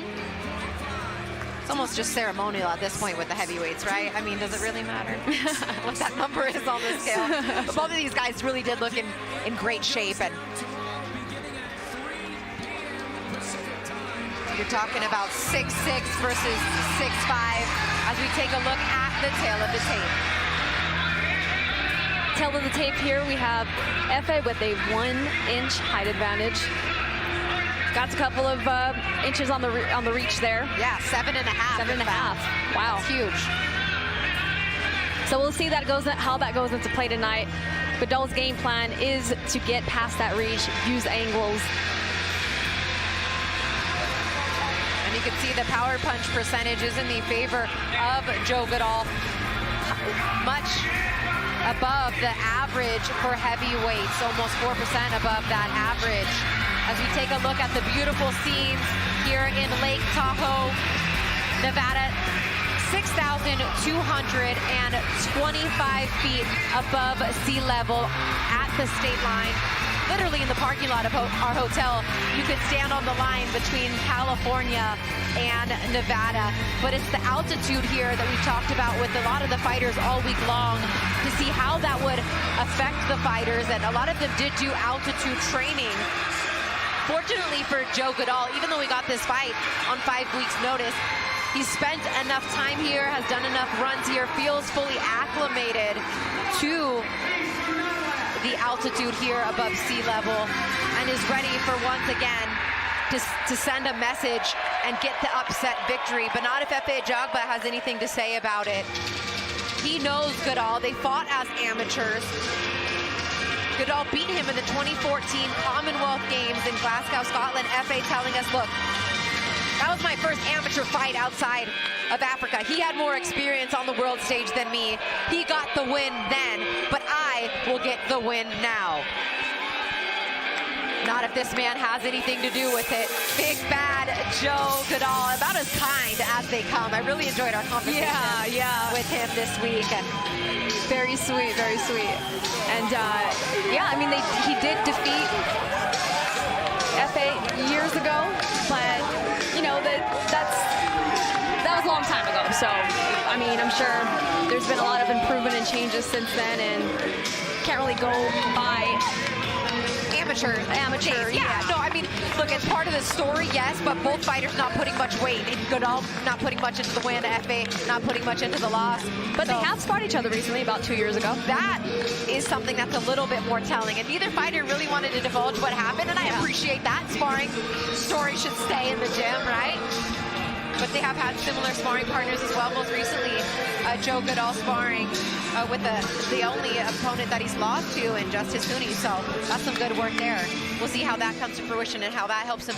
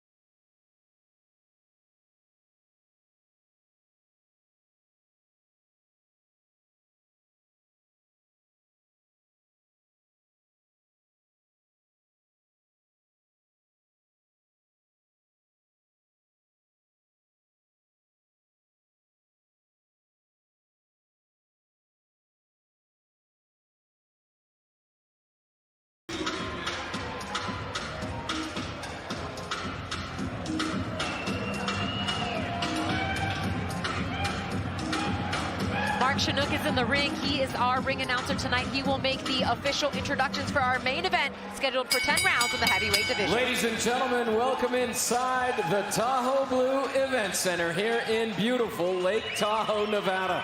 This is boxing. This is Top Rank, presented by Hall of Fame boxing promoter, Mr. Bob Arum.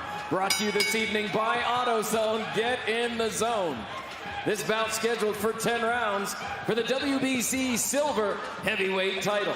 Our judges at ringside, Tim Cheatham, Max DeLuca, and Chris Flores. And the man in charge at the sound of the bell, Mr. Tony Weeks.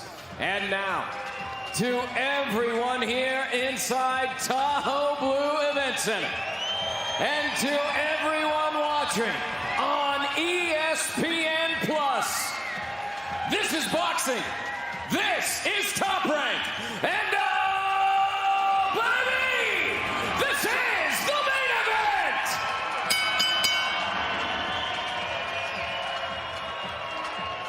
event. Introducing first, out of the blue corner, presented in association with DeBella Entertainment.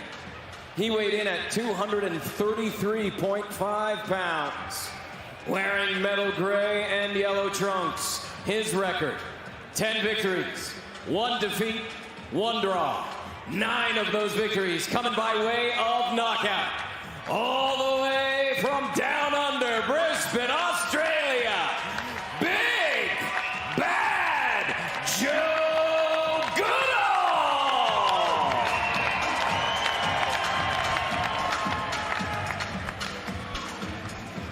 Introducing out of the red corner, presented in association with Antonio Leonard Promotions. He weighed in at 237.6 pounds, wearing black trunks. His record, 18 victories, 1 defeat. 13 of those victories coming by way of knockout. He represented Nigeria in the 2016 Summer Olympics.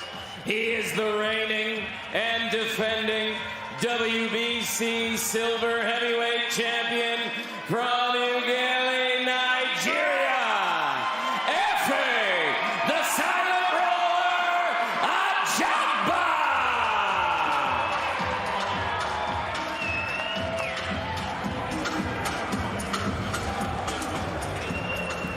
Okay, gentlemen, you both received your instructions in your dressing room. Right here is good, right here is good. I want a good, clean fight. Obey my commands at all times. Above all, protect yourselves at all times. Let's go. All right, Tony Weeks, the third man in the ring tonight. Christina Poncher and the unified minimum weight world champion, Sanisa Estrada, on the mic for our main event. Big Bad Joe Goodall taking on the silent roller, Efe Ajagba. Both fighters in the orthodox stance. Both fighters starting out with the high guard. Goodall said he's going to come out and use that jab to measure range and distance from the start. Down to the body with the jab to start for Ajagba.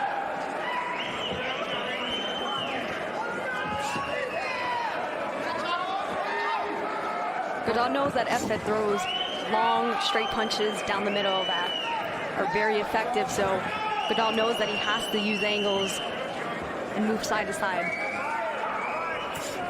Efe Ajagba with a 7.5-inch reach advantage. He has an 85-inch reach. Among the longest in the heavyweight division, standing at 6'6" tall.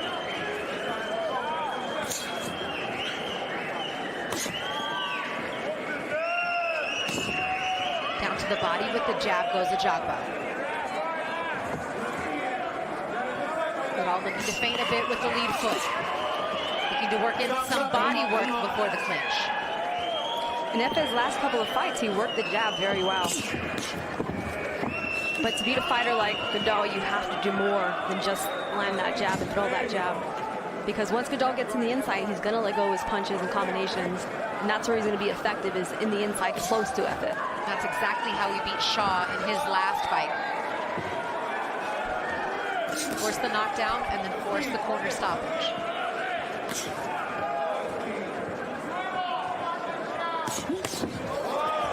right hand after Goodall tries to get inside.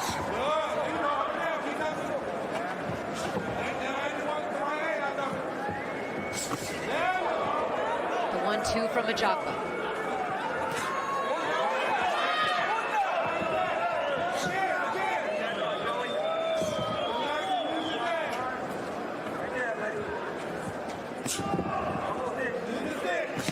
Corner looking for Goodall to double up on that jab, and he lands the right hand there.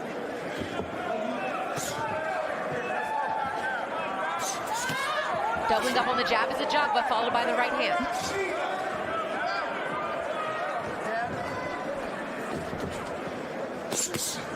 Nice 1-2 from Ajagba. Ajagba's going to follow up after those jabs. Whether he throws one jab or two jabs, follow up with the right hand after that.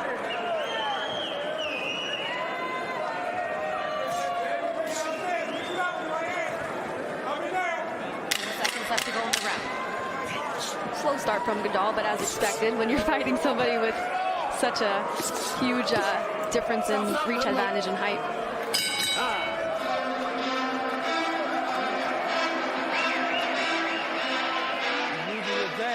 Take a look at the Ajagba corner. Emmanuel flicks Savoy and Kay Karoma stitched around on cuts.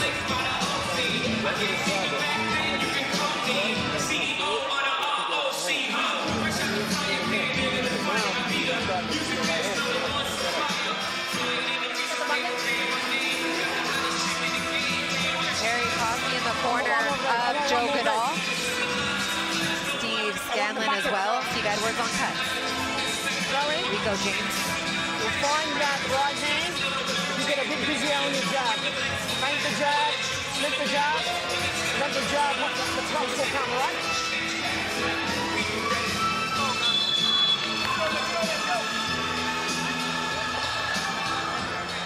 The music is so loud in the arena. I really like to try to hear what the trainers are telling their charge in the corner, and it was just impossible to pick up here on headset. Hopefully you guys at home caught some of that. I really like to try to lay out so you can hear what the trainers are telling their fighters. I feel like that's the most valuable information in that time frame. It's just impossible for us to hear. Definitely. But from what we heard in the fighter meeting from Efe's team, he said that this is the fight that is going to make him a better fighter, and he's ready for those bigger fights next year. Telling us he'd like to break Goodall down with the jab. And there's a strong jab there from Ajagba. Goodall just looking to find his way to get inside, to try to establish some rhythm as kind of leans off to the right and shoots the left-hand jab, doubling it up there. Some redness and bruising already on the left side of the face of Goodall here in round 2. No. You can already see the darkness on that left cheekbone of Goodall. Got some good jabs and right hands coming from Efe. That one scores. Just out of the way was Goodall there from that Ajagba right hand. Back to the stick, doubling it up there is Ajagba.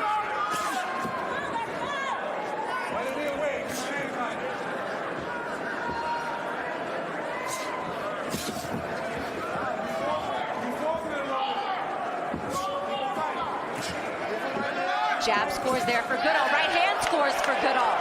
Breaks down the guard of Ajagba there. Again scoring with the right hand. Down to the body with the stab jab for Goodall. Those are going to be Goodall's best moments right there that he has to take advantage of, is once he lands one punch, keep following up with 2, 3, 4, even 5, because once he gets inside, he's got to work. Another thing that Team Goodall told us they want their charge to do is to use lateral movement. He hasn't done that too much yet. He's kind of stood right there. Yeah, we haven't seen that yet, so hopefully he gets those angles going and can slip to the inside.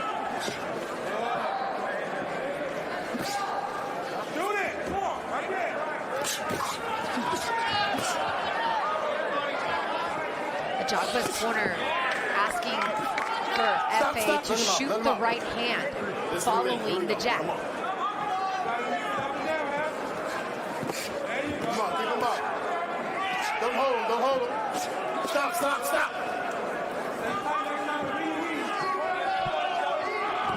Just 15 seconds left here in round 2. Double and triple jabbing for Goodall is going to be a good thing for him to do, because Efe just stands straight up when he's jabbed more than once.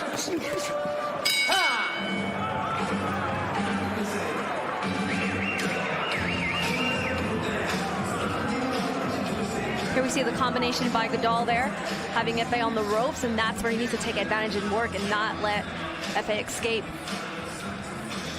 Good shots there up the middle. Yeah, Goodall had more success in that round landing those shots, but it's been the jab of Ajagba that has been the most dangerous weapon in this fight so far. Through the first 2 rounds, he has landed 18 jabs. He's thrown 52 of them. That's a lot of jabs. That's a lot of jabs, through yeah. 2 rounds, especially for, you know, a heavyweight. Yeah, in his last couple of fights, that's exactly what he did too. He established the jab and he used it very well. Right hand up and down, man. Okay?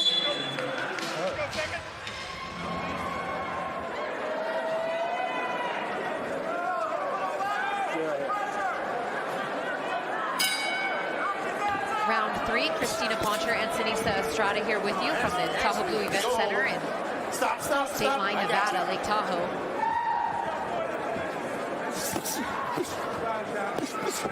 Down to the body goes Goodall. Yeah, best thing for Goodall to do in there is just rough him up in there.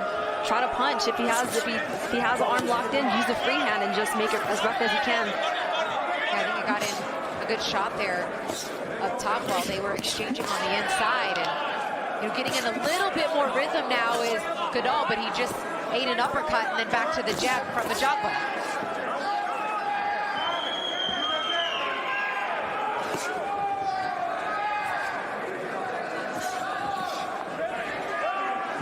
Nice solid jab there by Efe. And each of those are scoring punches from Ajagba. That one might have got Goodall hurt a little bit. Looks a little shaky on his legs from that shot. Little stiff in the legs as he ran into a stiff long jab there. Sure did, and a bit of a headlock there from Ajagba. He's got to use that angle, use that upper body movement to get inside. You know, when Goodall comes forward, he's actually landing shots. He does. To your point, it's like he's got to push forward. You got to kind of walk through the fire, if you will, to give yourself a shot. For being such a big guy, he has fast hands.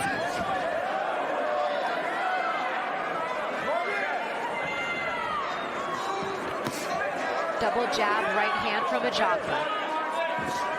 Down to the body with the stick. Then back up top as Goodall looks to counter with the chopping right. I like that jab to the body from Efe. I would like to see him throw it or feint it low and then come up top with the right hand. Mix it up a little bit. Not just keep throwing the same long jab. Throw it to the body, feint it. A right hand score there for Goodall with Ajagba up against the ropes.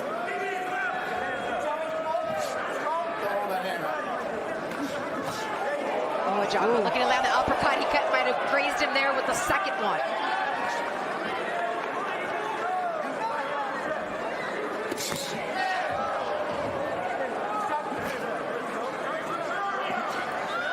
You can tell, though, that these shots are hard shots coming from Ajagba. You can see it on Goodall's face. They are. Oh, very that right powerful. hand off the double jab.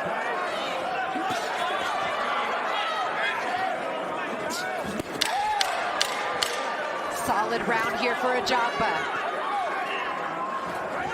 Very effective jab in this round throughout the fight so far.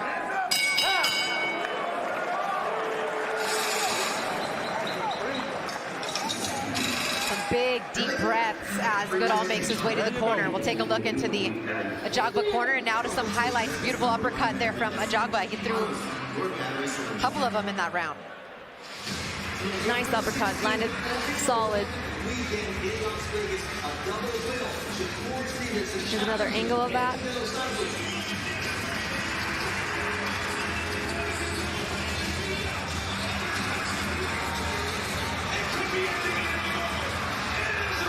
You heard him that round too, okay? You heard him.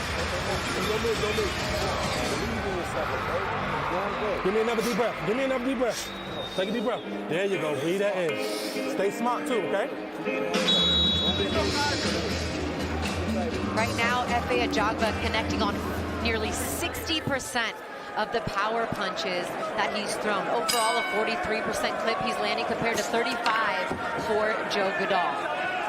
And that's through the first 3 rounds. Here we are, round 4. Christina Poncher and Sinisa Estrada on the mic with you, our main event. This one's scheduled for 10. The WBC silver title, Efe Ajagba's title. Regional at that, out on the line. Strong right hand here to start the round. That one got Goodall's legs wobbled.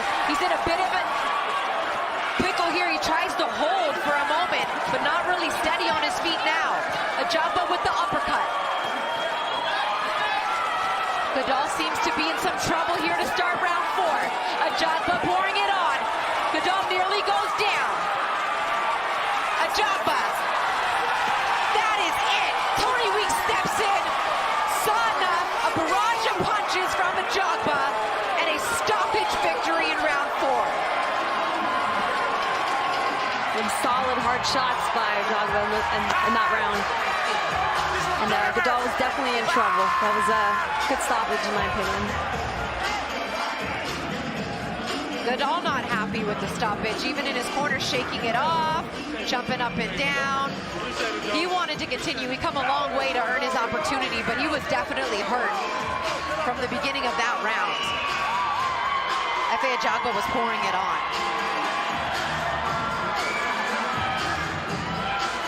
He wanted to make a statement tonight, and he got the stoppage victory he said he wanted.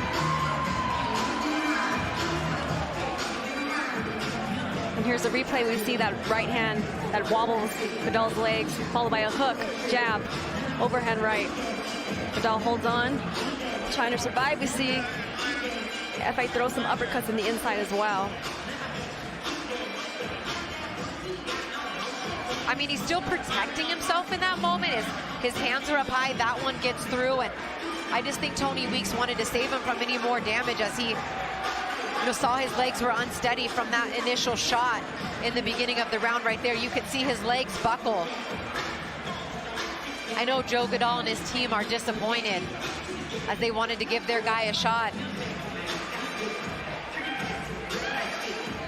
But Efe Ajagba was clearly winning this fight. He was landing over 50% of his power shots, and those were hard shots. Hard shots, very hard shots. From uppercuts to right hands.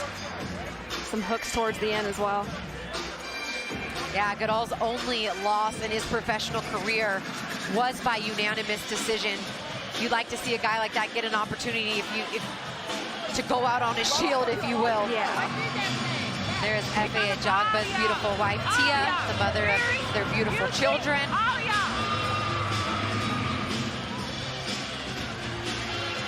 All my respect to Joe Goodall and his team who came here for the opportunity. Yeah, you know he would have kept going if Ladies the and ref would have gentlemen, allowed here him to. inside the Tahoe Blue Event Center, referee Tony Weeks calls a stop to this bout at 50 seconds of round number 4. For your winner by technical knockout and still the WBC Silver Heavyweight Champion, Efe, the Silent Roller Ajagba. And your winner by technical knockout, now 19-1 with 14 KOs. Efe Ajagba, he avenges that loss to Joe Goodall in the amateur days and has now put together 4 straight wins since the only blemish on his professional record, that loss by unanimous decision to Frank Sanchez. But maybe even more so than that, helps himself move up the rankings in the heavyweight division. He is currently sitting at number 7 with the BC and 13 with the WBA. He is in the ring with Mark Kriegel, and I think we'll get a chance to hear from Efe, who retains that WBC Silver Heavyweight title. We're waiting for Mrs. Ajagba. Welcome to the state of boxing. Efe, congratulations. It's a hell of a fight. I saw you opened up, you had the first card of the year. The guy who fought in that card against Stephen Shaw. He's a completely different fighter from the guy we saw tonight. What happened? You know, first of all, let me give thanks to God, the Lord Jesus Christ, for giving me the victory. It's not by my strength, but I thank God I got the victory done. First of all, you know, it's been long. You know, I've been out of boxing for long, so to come back with Stevie Shaw it's kind of like my confidence not there. So, you know, just came back from surgery, you know, try to get in shape, you know, to throw combination punches with Stevie Shaw. So right now, I come back with full confidence. That's why I took him on. So when you started the year, you were still basically recovering from elbow surgeries. Yes. Your confidence hadn't been there. What are these guys doing with you? Because they got you pretty confident right now. I mean, for training camp, they pushed me through. They pushed me through, you know, they made me work hard, work extremely hard, you know, for this camp to make sure I get, I'm with the fight, you know, to make sure I stay in shape. I spent a lot of different guys, you know, to make me stay strong, you know. Efe, this is a different guy tonight than started out the year. This is a guy who's a threat to anyone in the division. Before yesterday, you told me you know who you wanted, Zhilei Zhang. Do you still feel like that? Whoa, what was this guy talking about? He said yesterday you said that you wanted to fight Zhang. How do you feel now? What do you want? Well, you know, right now I get the victory done, so you know, I have to. Whatever they put on it, whatever they offer me to fight, I'm ready to go. So I'm going to go back to my team to talk about the fight. Efe, you had a great night. Who do you want? I can give you anyone in the world you want to fight. Who do you want to fight next? Well, whatever comes to my way, I'm waiting. All right, well, Zhang's right down there waiting for you. Fellas, listen, congratulations, both of you. Kay, Manny, you did a hell of a job with him this year. What's been the big difference? I mean, the big difference is, like Efe said, he was injured. Coming back, building his confidence up. You know, everybody saw him as he wasn't used to people moving. So now he's getting used to people moving. He's having more fun in the gym. Like he said, he's sparring different people. So we're trying to challenge him in the gym instead of bringing it to the fight. Manny? Man, he just worked his butt off, man. It's like I said, tonight, y'all didn't even see half of his skills that he displayed in the ring. I would like to thank everybody for coming out, and God bless you. We didn't even get into the fifth round. Efe, I can't wait to see you again. Fellas, up to you.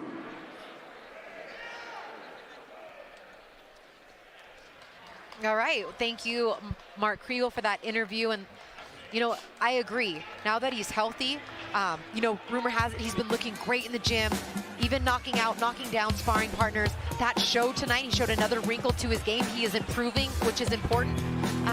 If anything, you know, he's a little flat-footed. I'd like to see him pick up the energy level a little bit, but he did enough to beat a solid fighter tonight in Joe Goodall. I agree. I think he did enough, and as he evolves even more, we want to see more of him, see more of what he can do. And as he said in the fighter meetings, that before, a few fights ago, he wasn't at that championship mind state, that championship mentality. And as a fighter, I totally understand that. You have to be there, not just physically, but mentally as well, because that's what's going to get you to even improve your skill level and be even better in the gym, is having that championship mentality. And he seems to be having it and getting it, and it's improving. And I'm excited to see him in there with some of the top heavyweights. All right, we'll see if he moves his way up in the rankings and get an opportunity maybe in 2024 for a title eliminator or a title shot.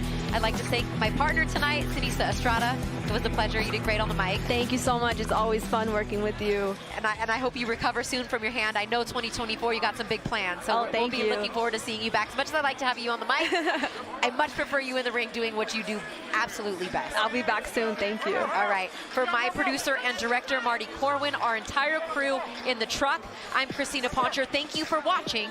We'll see you next time.